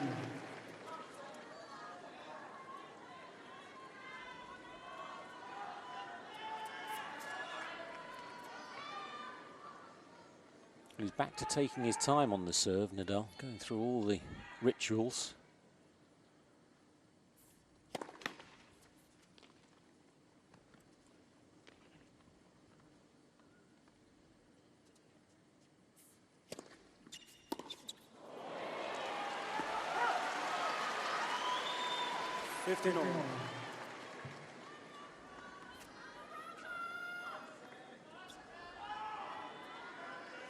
He could feel the cup, couldn't he? Surely, Wawrinka. Not that long ago.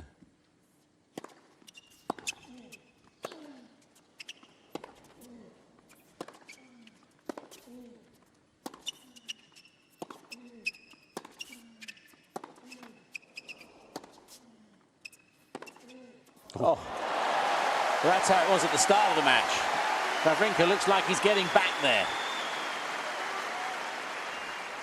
15-30. Yes, Nadal creating the angle, but Wawrinka responding. Angle, but more power.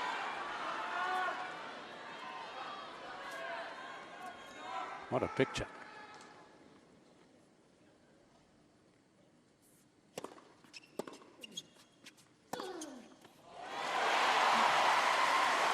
The grunt is back. 30-all. Maybe he wants the hand to hurt more than the back. Take his mind off it.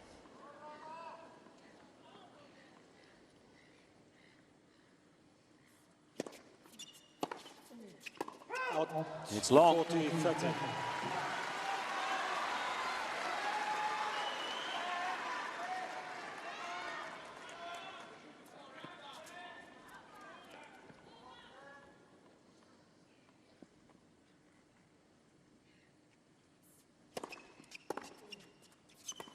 Game Nadal. It's a little hot and cold from Wawrinka. The concentration's still an issue. Nadal, amazingly, is a game away from taking a set.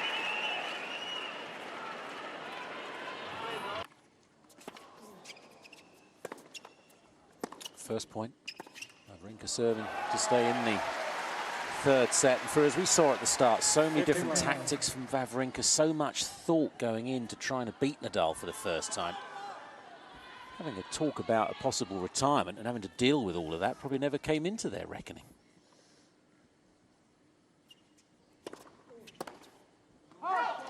No, if you weren't with us at the start, Wawrinka was quite magnificent.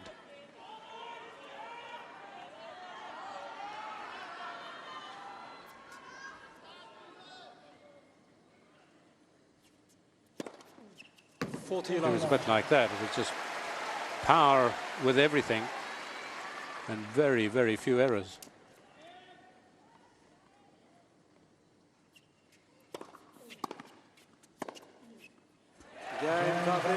Quick love game for Wawrinka. New balls coming out. Nadal leads 5-3.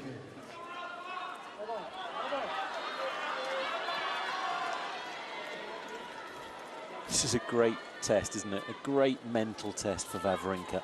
He's improved so much, obviously, on all those stakes. Getting through to be in the Elite 8 in London last year, making the semis, winning more points in the 6-6 loss against Nadal. Beating Djokovic here. Everybody had tried and failed for 3 years. He did it, backed it up, beating Berdych.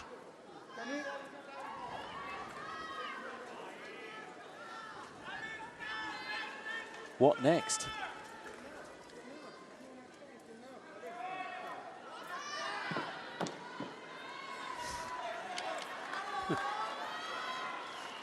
A chat with a shrink, I should think. Nadal serving for the third set at 5-3.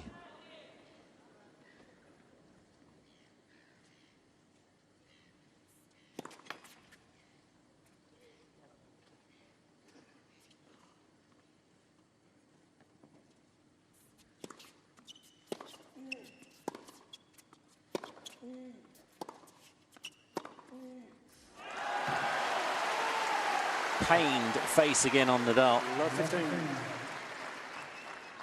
Well, it doesn't matter that Wawrinka's a long way back in court. He's got this flat power. He can generate it.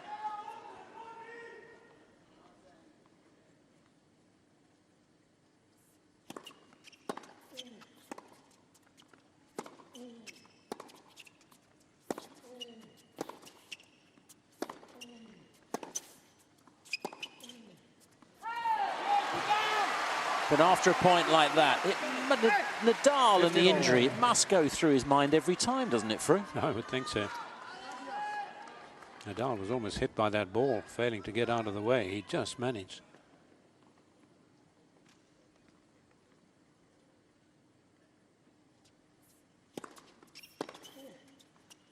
Oops. 15-30. Well, even a handicapped Nadal, that is a poor shot. Severin Luthi in the red top 2.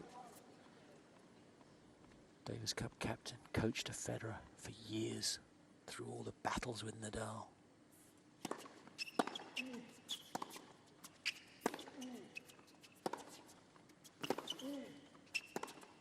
Missed it.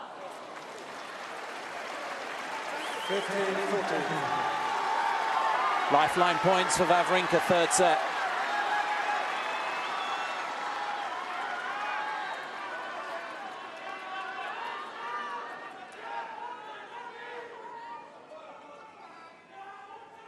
Please, please, please. Ready for play now, thank you.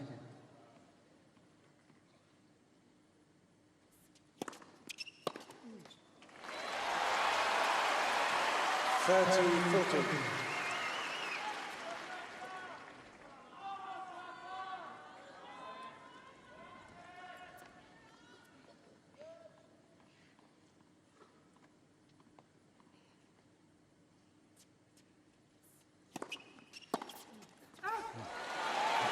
Well, his service speed is gradually increasing.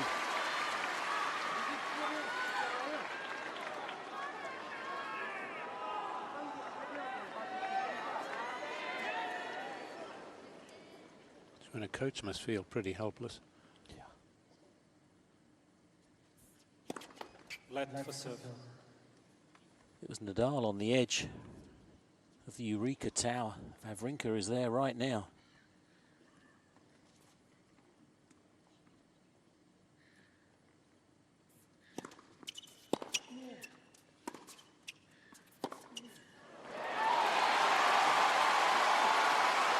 Advantage Nadal. Half an hour ago or so, inconceivable to think that Nadal, we'd be saying this, has set point.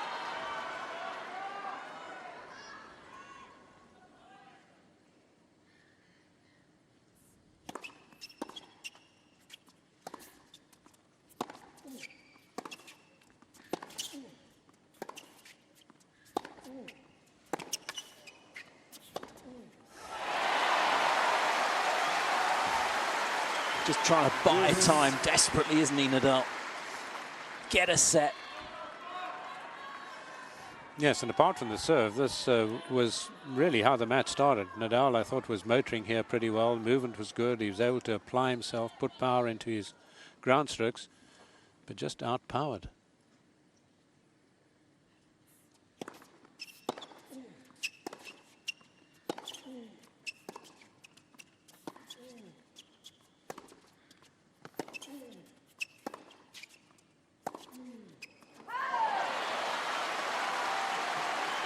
Advantage Nadal.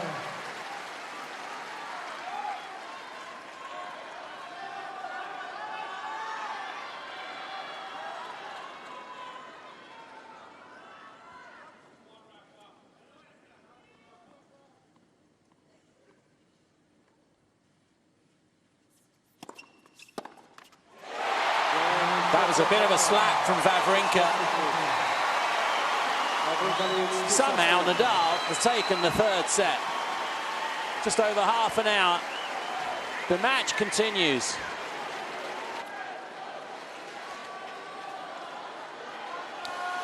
Well, the fireworks that are always accompanied on Australia Day, they've been moved 3.5 kilometres away to the Docklands. You can't hear them, they're going on right now, as if we haven't got enough on the Rod Laver Arena. We know Nadal is not yet 100%, probably not even close, but surely now, Safru, Wawrinka's got to tell himself somehow that he is. Yeah, it's obviously never an easy thought, because so often the people who are in this situation end up losing. That is assuming Nadal can really do a bit more with his serve.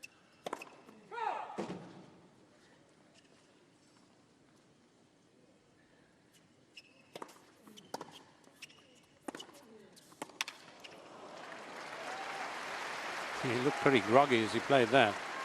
30 left. With the fireworks, when they were in the city. It's at least a 15-minute break in whatever match was on court.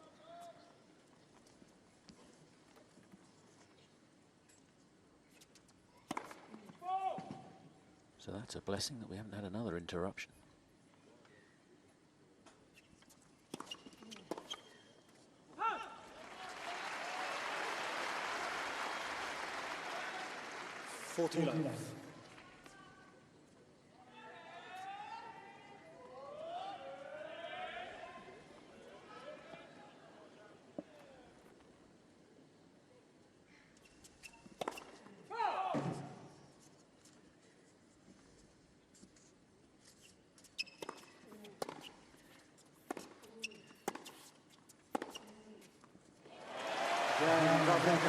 Well, that's a terrific start. He looks more at peace facially, Wawrinka, at the start of this fourth.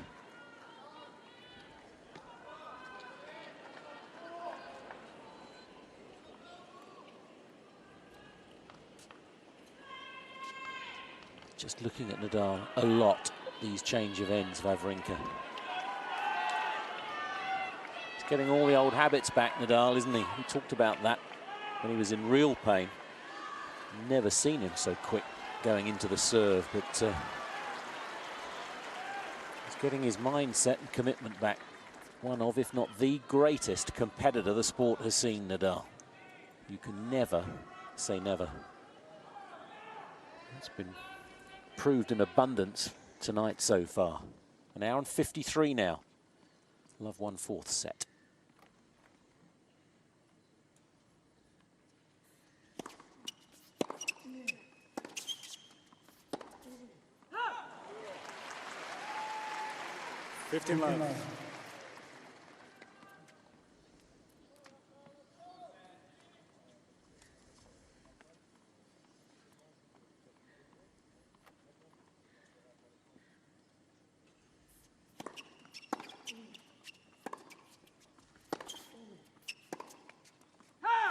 Is that the one that hurts his back the most? Through the ball wide to Nadal's backhand? I get the feeling it is.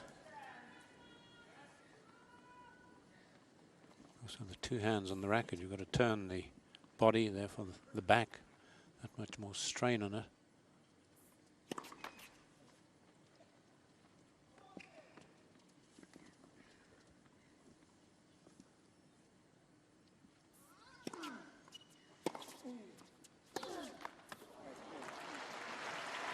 We talked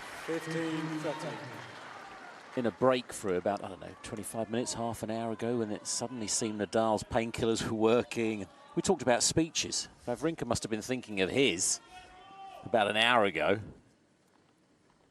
If Nadal wins this, those speeches are going to be difficult.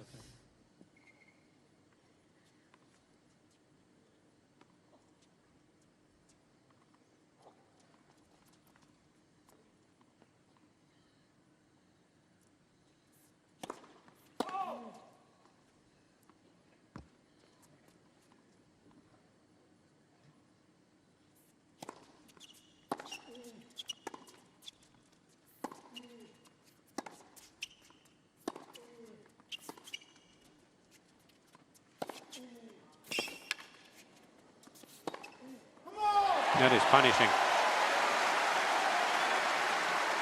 Pretty good movement from Nadal. Good defense.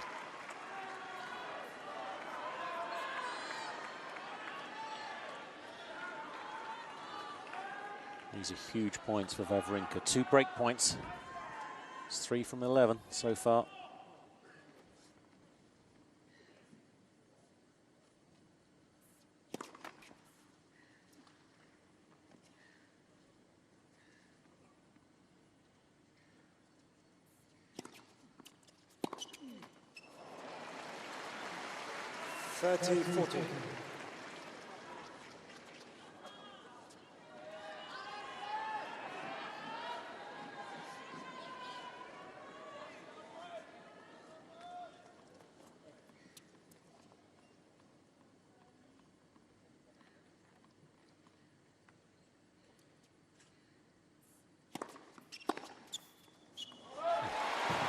Well, 182, so he's working up some power on the serve as well.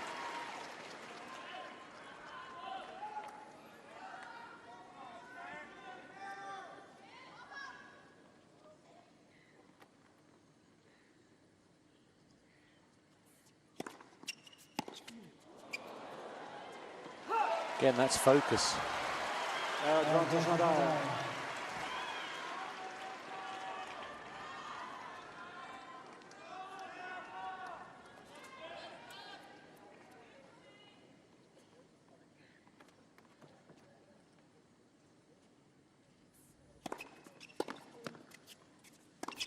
Nadal holds from 15-40. It's 1-all fourth set. One game on. Well, nowhere near as much shaking of the head in the Nadal camp. Father looked a very sad figure not all that long ago.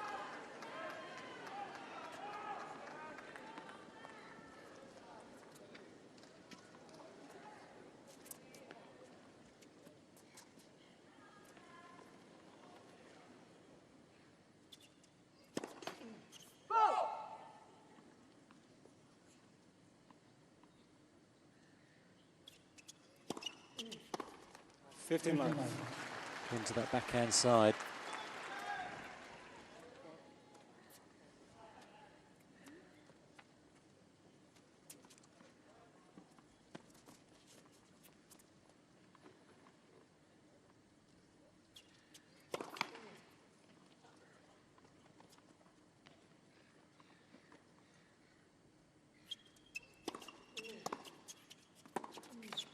All.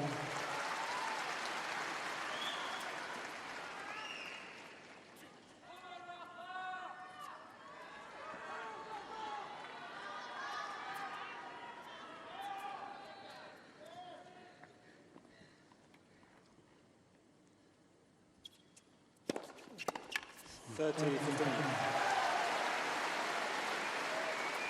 132 miles per hour. Just a couple off his quickest of the match.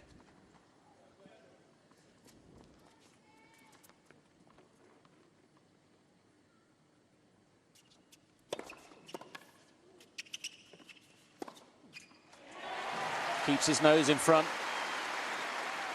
From that forehand to backhand play. Again, no chase from Nadal.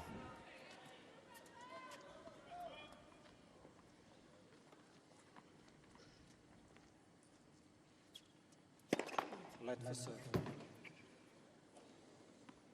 2 hours exactly the match.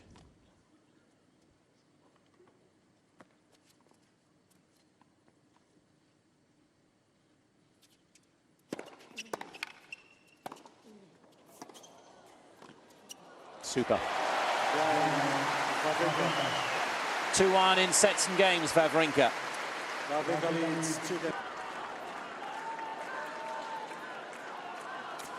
It's interesting, slower conditions at night. Wawrinka at that sit-down asking Carlos Ramos when the new balls are due. 5 games, he was told.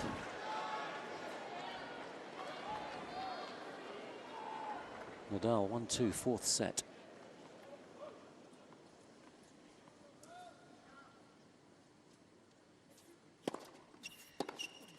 $15.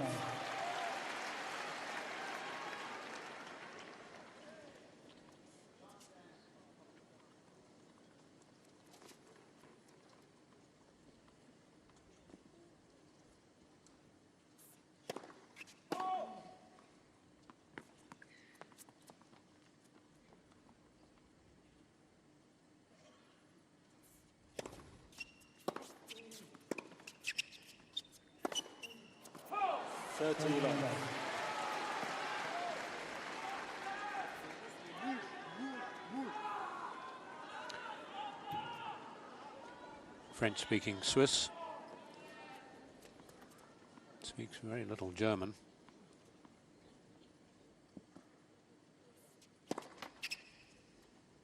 Look how wide he stands when he's receiving serve.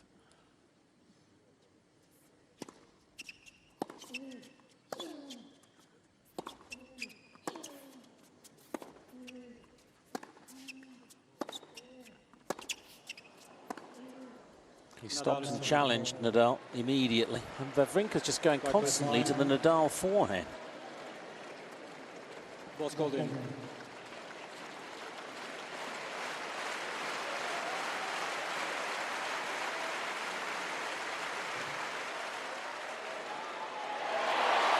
Getting it all back, isn't he, Nadal? 40 love.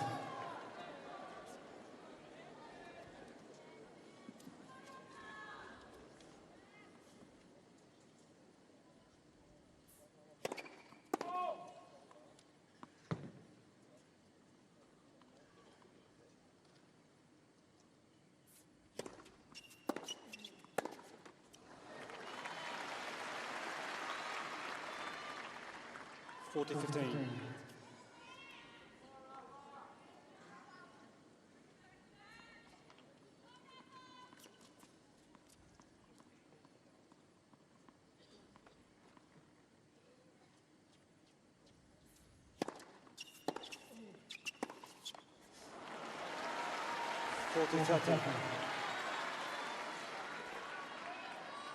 Well, it does seem a little careless from Nadal, but terrific returns, deep returns from Wawrinka. Something really that Federer was not able to produce consistently.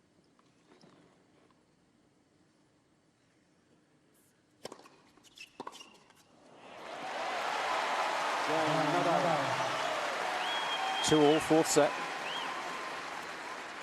I mean, now 2 games all. Nadal seems to be coming back into this. Let's go back to the stats. 42 from 47 behind his first serve, Wawrinka. 4 from 4 this set. 18 from 36 behind his second.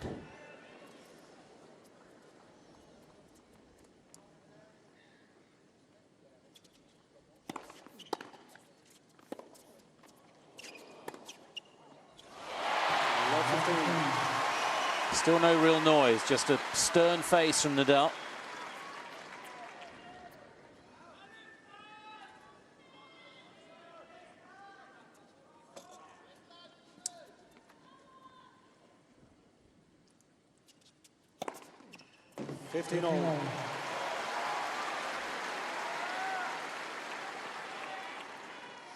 Well, that's what he was able to do in the first couple of sets, just nullify Nadal, well, particularly the first set before the Nadal injury.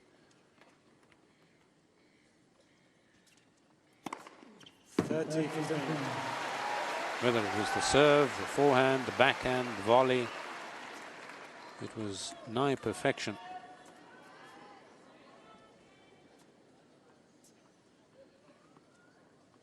Getting very close to his quickest. 217 Ks, 135 miles per hour.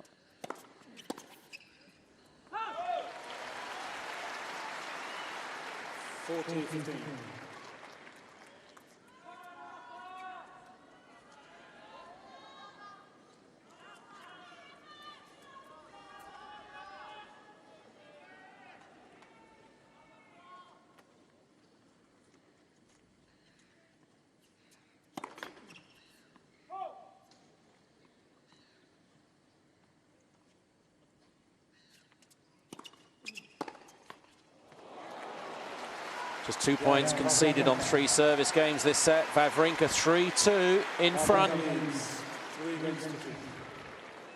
Nudging that scoreboard.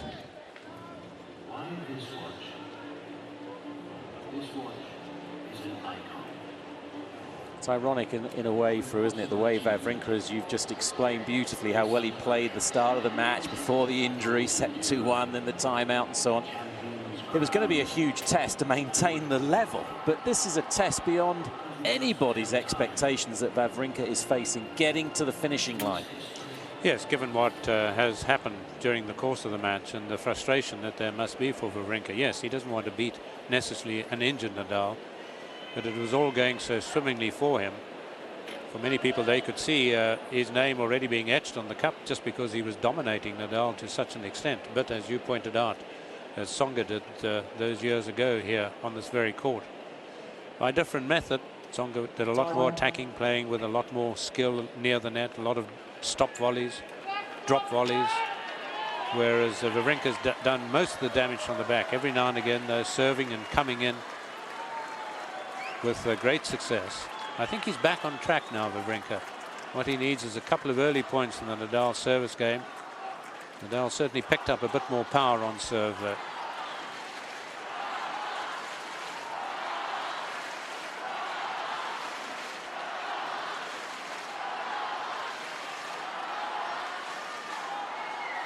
There is a match now going on in the crowd too.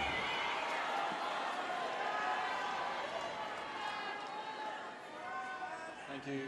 Nadal 2-3, fourth set.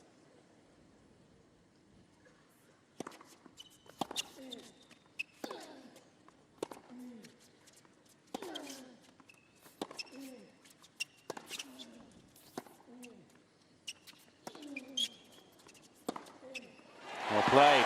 Nadal is loud again with the grunts after popping another pill. Well, that's it down. See the effectiveness of the slice backhand by Wawrinka, doing it on the stretch but getting it back deep.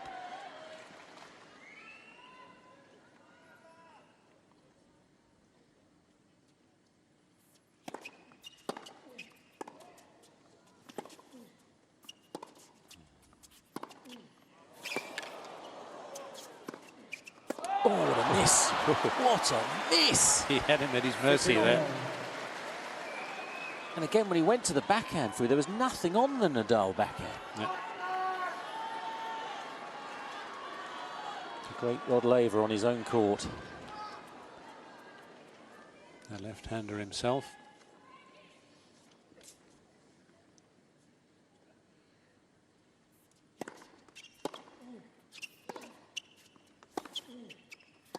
Oops. 15 seconds. That's why you never play the scoreboard, because it should be love 40.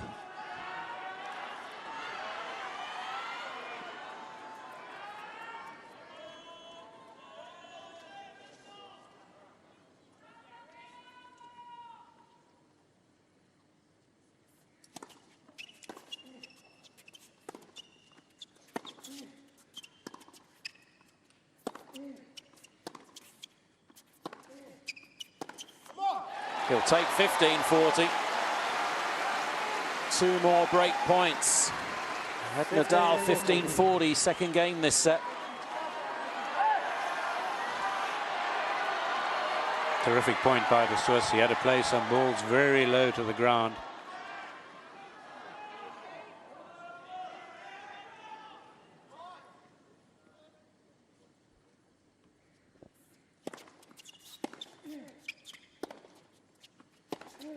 Got him.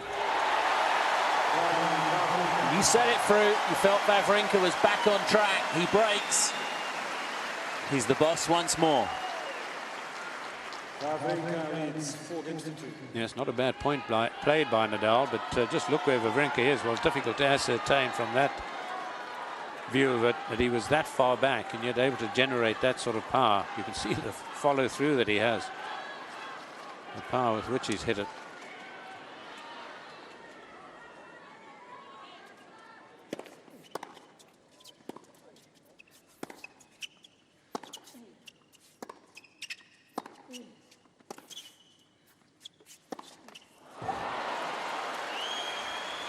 Love 15.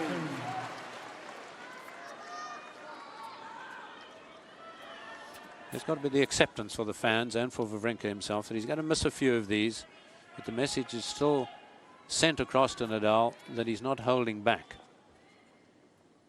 Anything short from Nadal will be hit hard.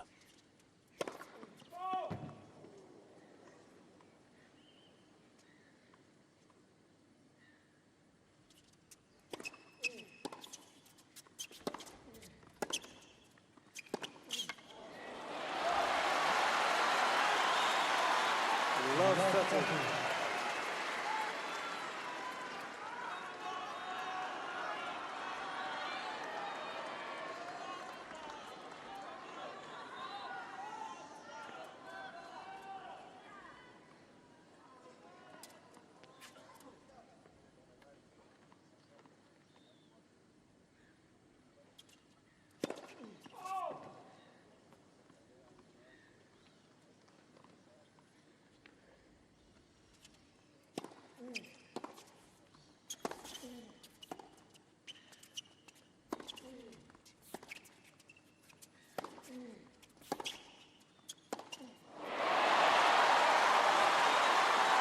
He's never known when he's beaten Nadal.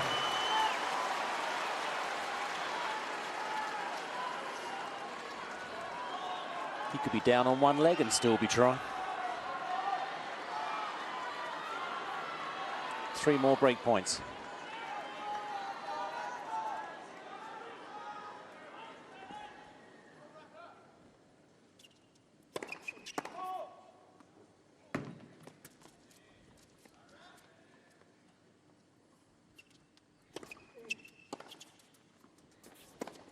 Missed it.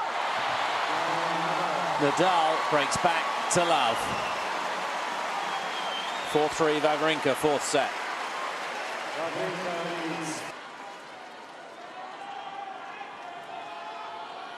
The whole of the change of ends. The crowd clapping for Rafa, clapping for Wawrinka. 3-4, 4th set.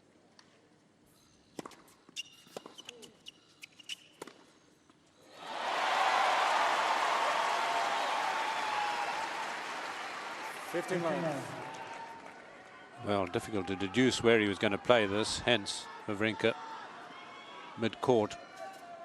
You know how much he loves the one down the line.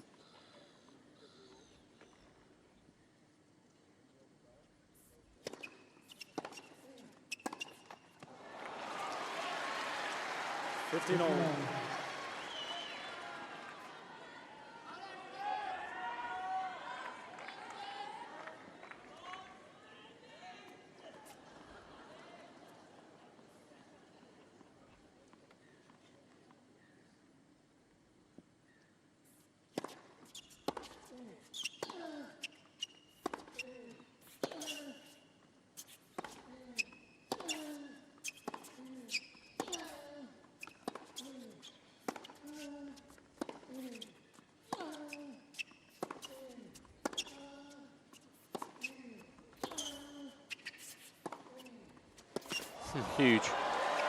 That nearly knocked Nadal over. That's a battering ram. 15 seconds. This is both of them going hell for leather.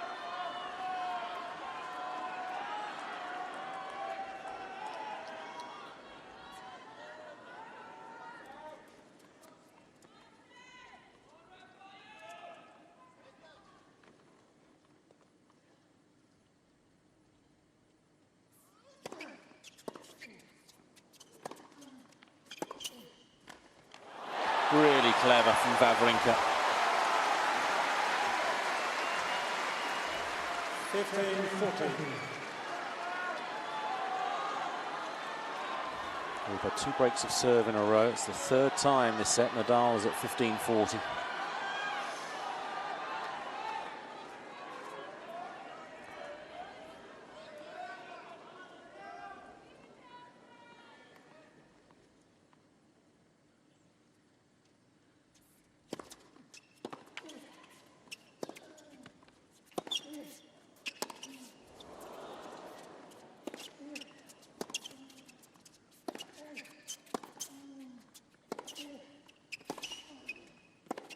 He's got him. Brilliant focus again. He knows it. He's dealing with it. He'll serve for it. Well, has he got Nadal where he wants him? Nadal had an opportunity there. An opportunity with a big forehand, just hit it a little bit. Allowed Wawrinka back into it, and he didn't need a second chance.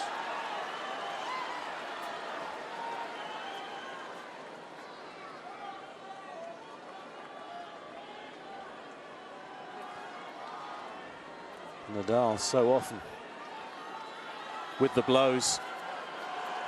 Wawrinka inflicting his own. He surely has got his hands on that. Serving for the championship.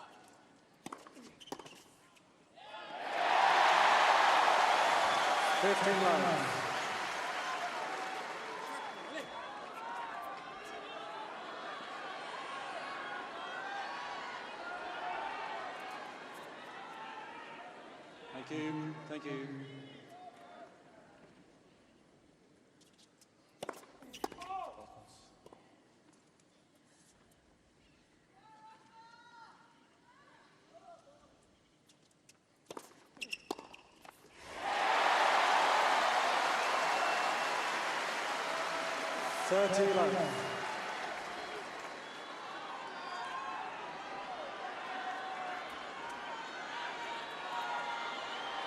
Just playing what the instincts tell him to do here, Wawrinka. Nadal just not able to respond as he would normally.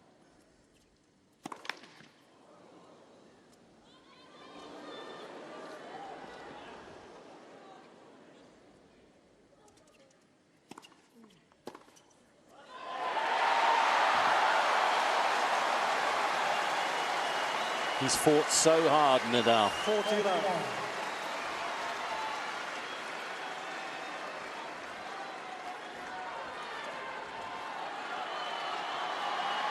As only Nadal can.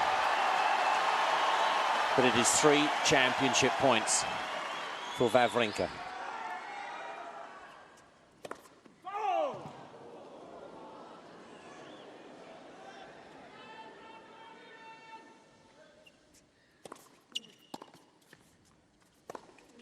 That's it. For so long, Stan Wawrinka has been in the genius shadow of Roger Federer. Tonight, he steps out in the trickiest of circumstances. What a wonderful embrace that is. To beat the greatest competitor of all time. He had to deal with it all, Wawrinka.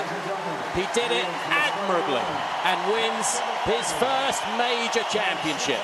Stan Wawrinka is the Australian Open champion 2014.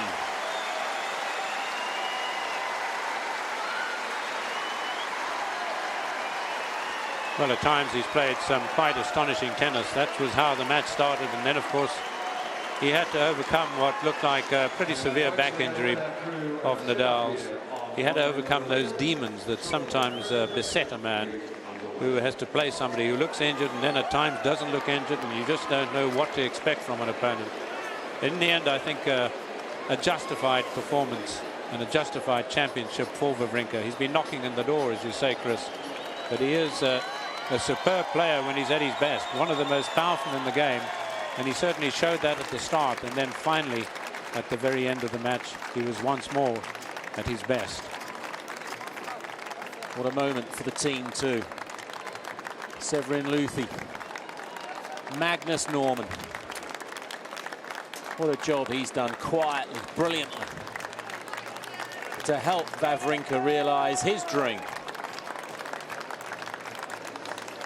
He'll be the Swiss #1 on Monday, a new career high ranking of #3 in the world. He left his wife for a year to sacrifice all for his tennis. She's back tonight to savour the moment with him here in the Rod Laver Arena. His moment of triumph. And most are absolutely delighted.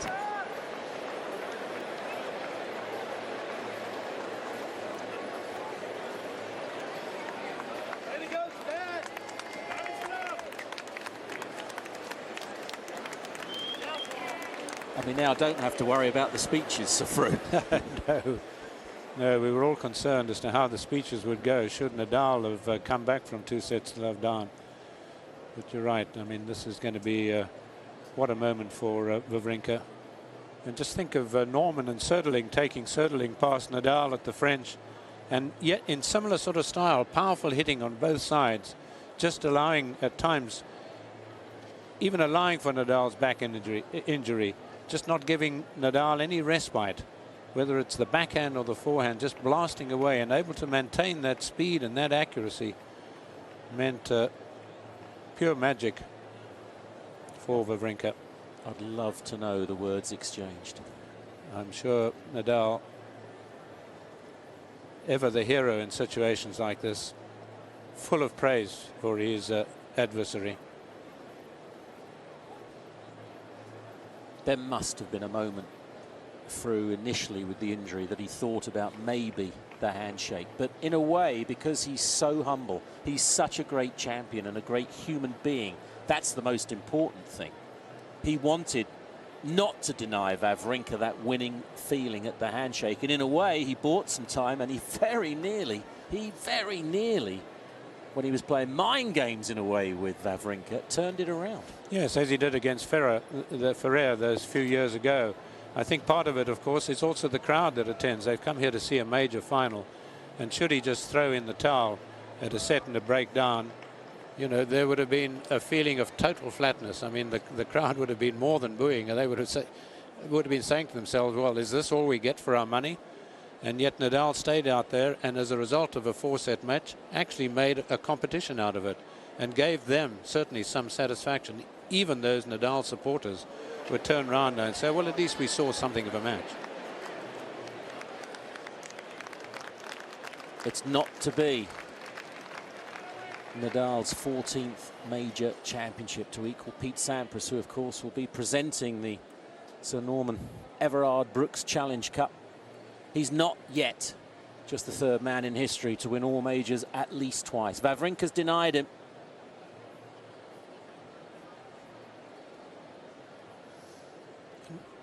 And one's got to emphasize that prior to the injury to Nadal, it seemed to occur on this court because there was certainly absolutely no signs of it against Federer or any other of his matches other than his hand problem.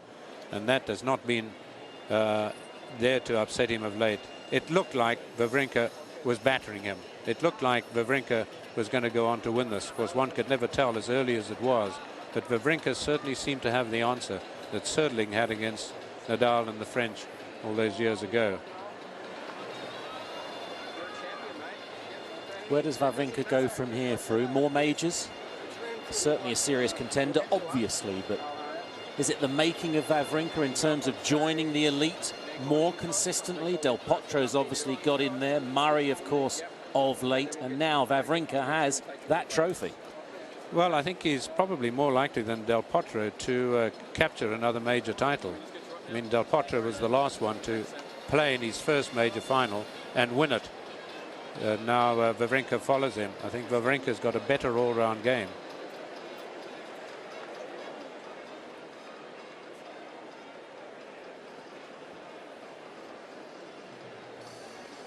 Just getting everything in place, of course, for the ceremonies. Great to see Pete Sampras back through. Yeah. Says he's not going to go back into coaching. He made that very clear. Yeah, doesn't want to go back travelling. 25 years since he played his first Australian Open. I think he lost to Cristiano Sasciano of Romania in that, but came back and won twice, Sampras. It was never his favourite event because it came too soon in the year for him. I think after a quiet December, he was never quite at his very best physically, and allowed people like Agassi to win here more than he did. Let's hand you over for the ceremonies.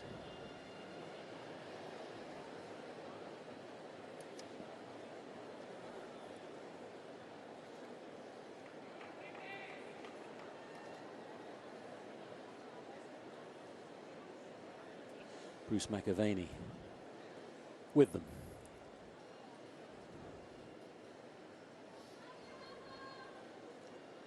Ladies and gentlemen, tennis has a new Grand Slam champion, but tonight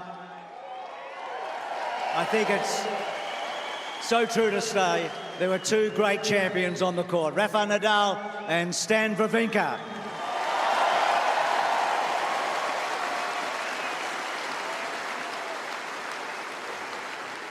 What a match and what a fortnight.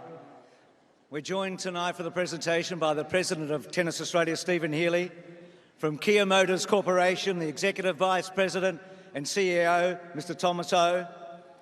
Pete Sampras is here tonight, 20 years after he won his first Australian Open. And may I say, when Pete won his second Australian Open in 1997, it was Australia Day that day as well. Pete, great to have you back.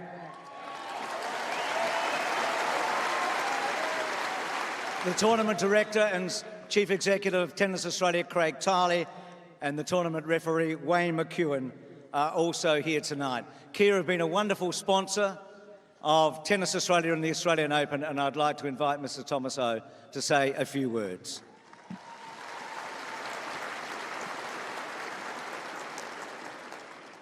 Gentlemen, I do believe both of you have demonstrated all of the qualities of a true champion throughout this year's tournament.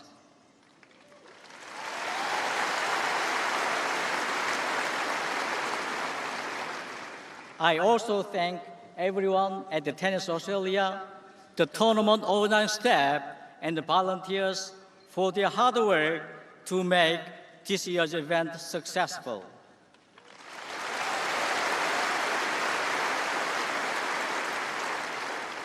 And of course, my heartfelt thanks go out to all of the passionate fans here tonight, watching at home.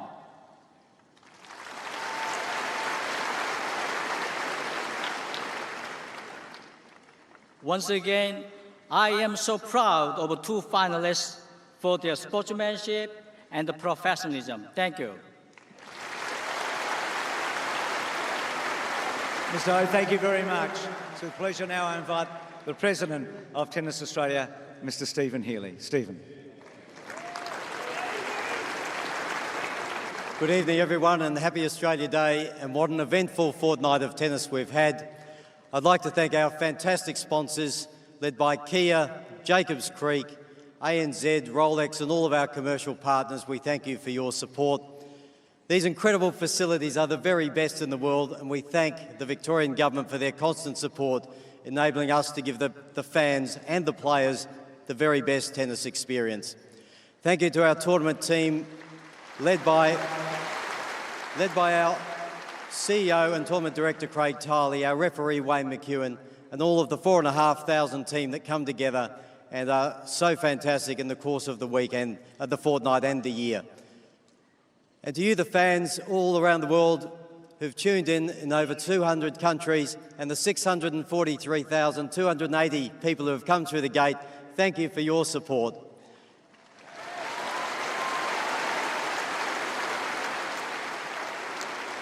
And to the players, to Rafa, your courage under adversity is absolutely inspiring, and you are a fantastic role model and ambassador for the sport.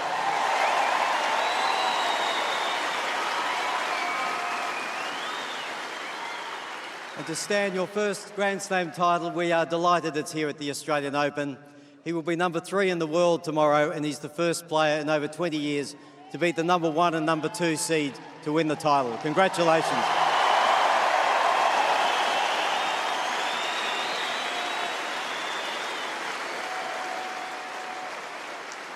Can I now call upon the umpire for the night, Carlos Ramos, to come forward.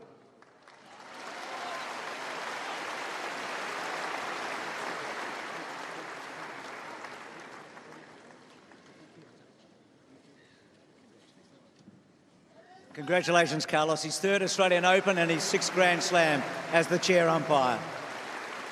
Well, Stephen touched on Rafa's courage tonight.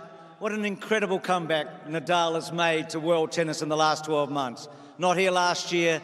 He won 2 majors. He got back to world number 1. And they often say you learn more about a champion when he's flat on his back and in defeat than you do in victory. We learned a lot more again tonight about you, Rafa. To present the trophies, Pete Sampras, and the Czechs, Mr. Tomaso, Rafael Nadal.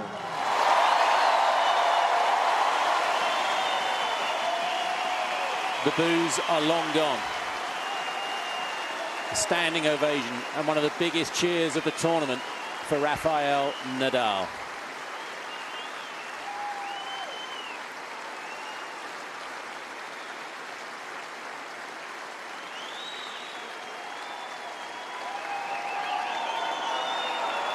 That says it all.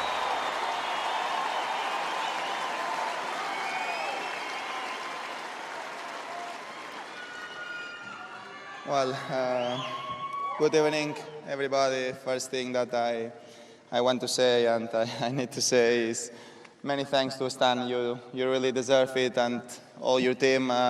Very happy for you. I know we have a great relationship bad luck that was against me today, but you really deserve it. So many congratulations and all the best for the rest.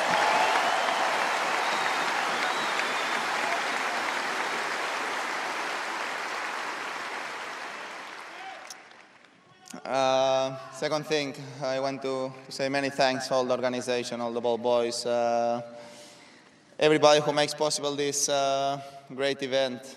Seriously, all the sponsors, especially the main sponsor Kia, that is my sponsor since I started playing tennis. So many thanks, Kia, for supporting tennis this way. Thank you very much.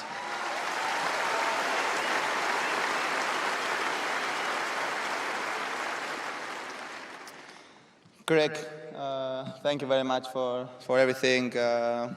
Probably you are best tournament director in the world. You make feel the players like home, and just can say thank you very much from all the players for make us feel unbelievable every year by year here. Thank you very much.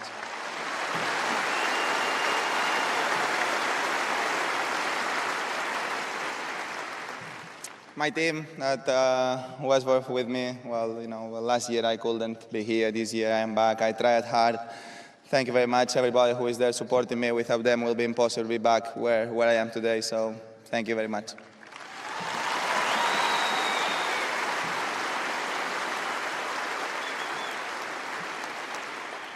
And the really last thing, to all the crowd, have been just very, very emotional 2 weeks. I'm, sorry to finish this way. I tried very, very hard.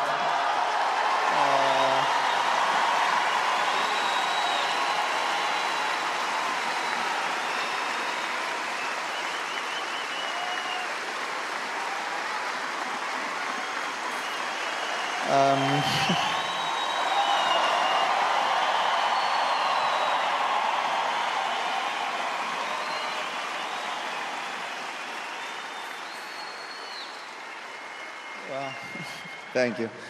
Well, last year was a very tough moment when I didn't have the chance to be playing here. This year was one of the more emotional tournaments in my career. Thank you very much for the support. Have been more than ever. I really enjoyed so much playing in this court. So just thank you very much, and see you in 12 months. Thank you.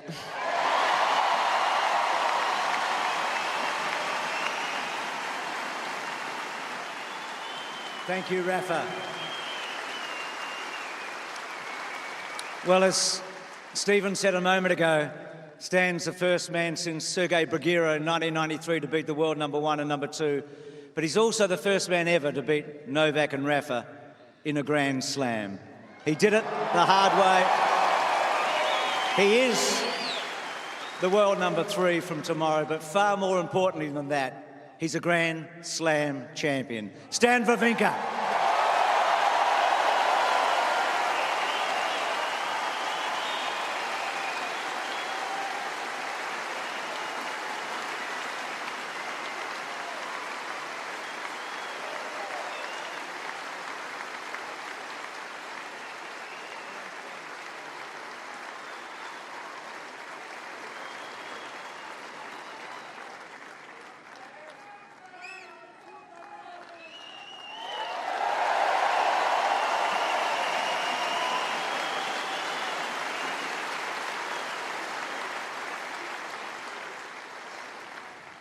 Hello, everybody.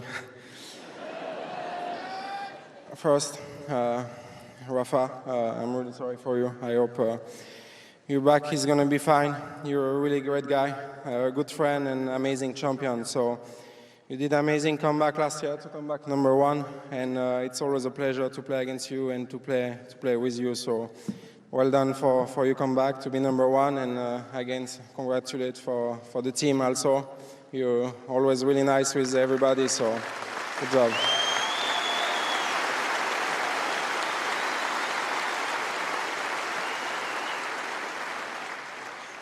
I would like to say many thanks for the sponsor, Jacob Squibb, Kia, ANZ, for make that event possible. It's, for me, the best Grand Slam ever.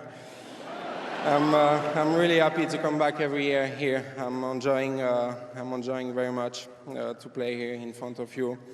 Last year I had a crazy match. I lost it. I was crying a lot after the match, but in 1 year a lot happened, and right now I still don't know if I'm dreaming or not, but we'll see tomorrow morning.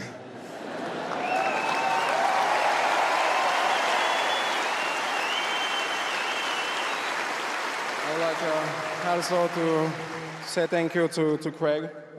I think Rafa told you everything. You're the best tournament director, and you make all the players really happy. We enjoy to come back here. We have everything we want, and it's again for me amazing Grand Slam to play.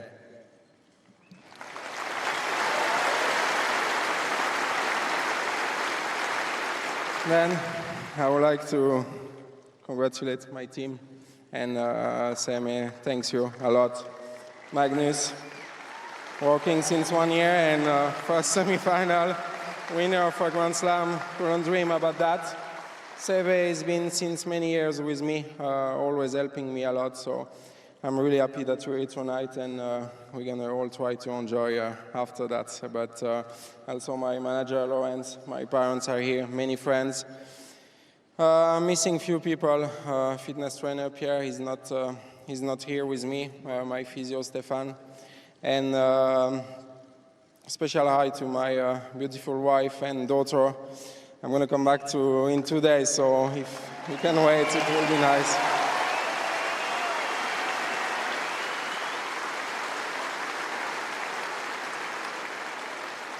And last, I would like to say many thanks to all the people here. Every match I played, amazing support. It's great. You helped me a lot. All the tough battle I had this week, these 2 weeks actually, was always a big support. So thank you very much all, and I see you in 12 months.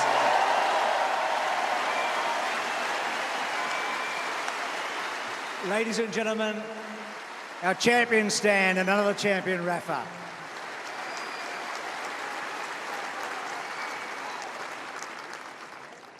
Craig.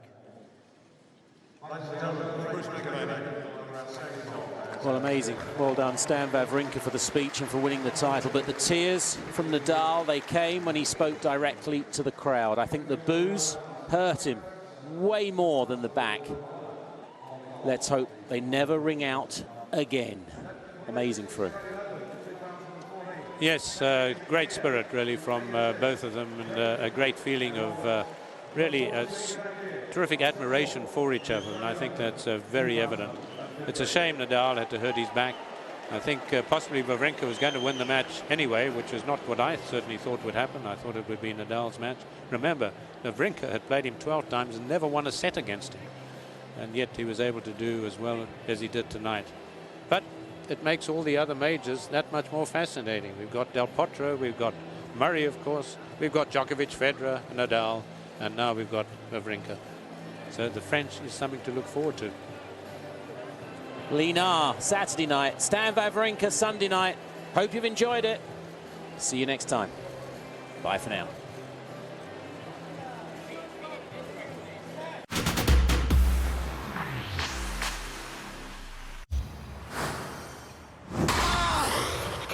Kia, the power to surprise. The Australian Open is brought to you by BetAtHome.com. Life's a game.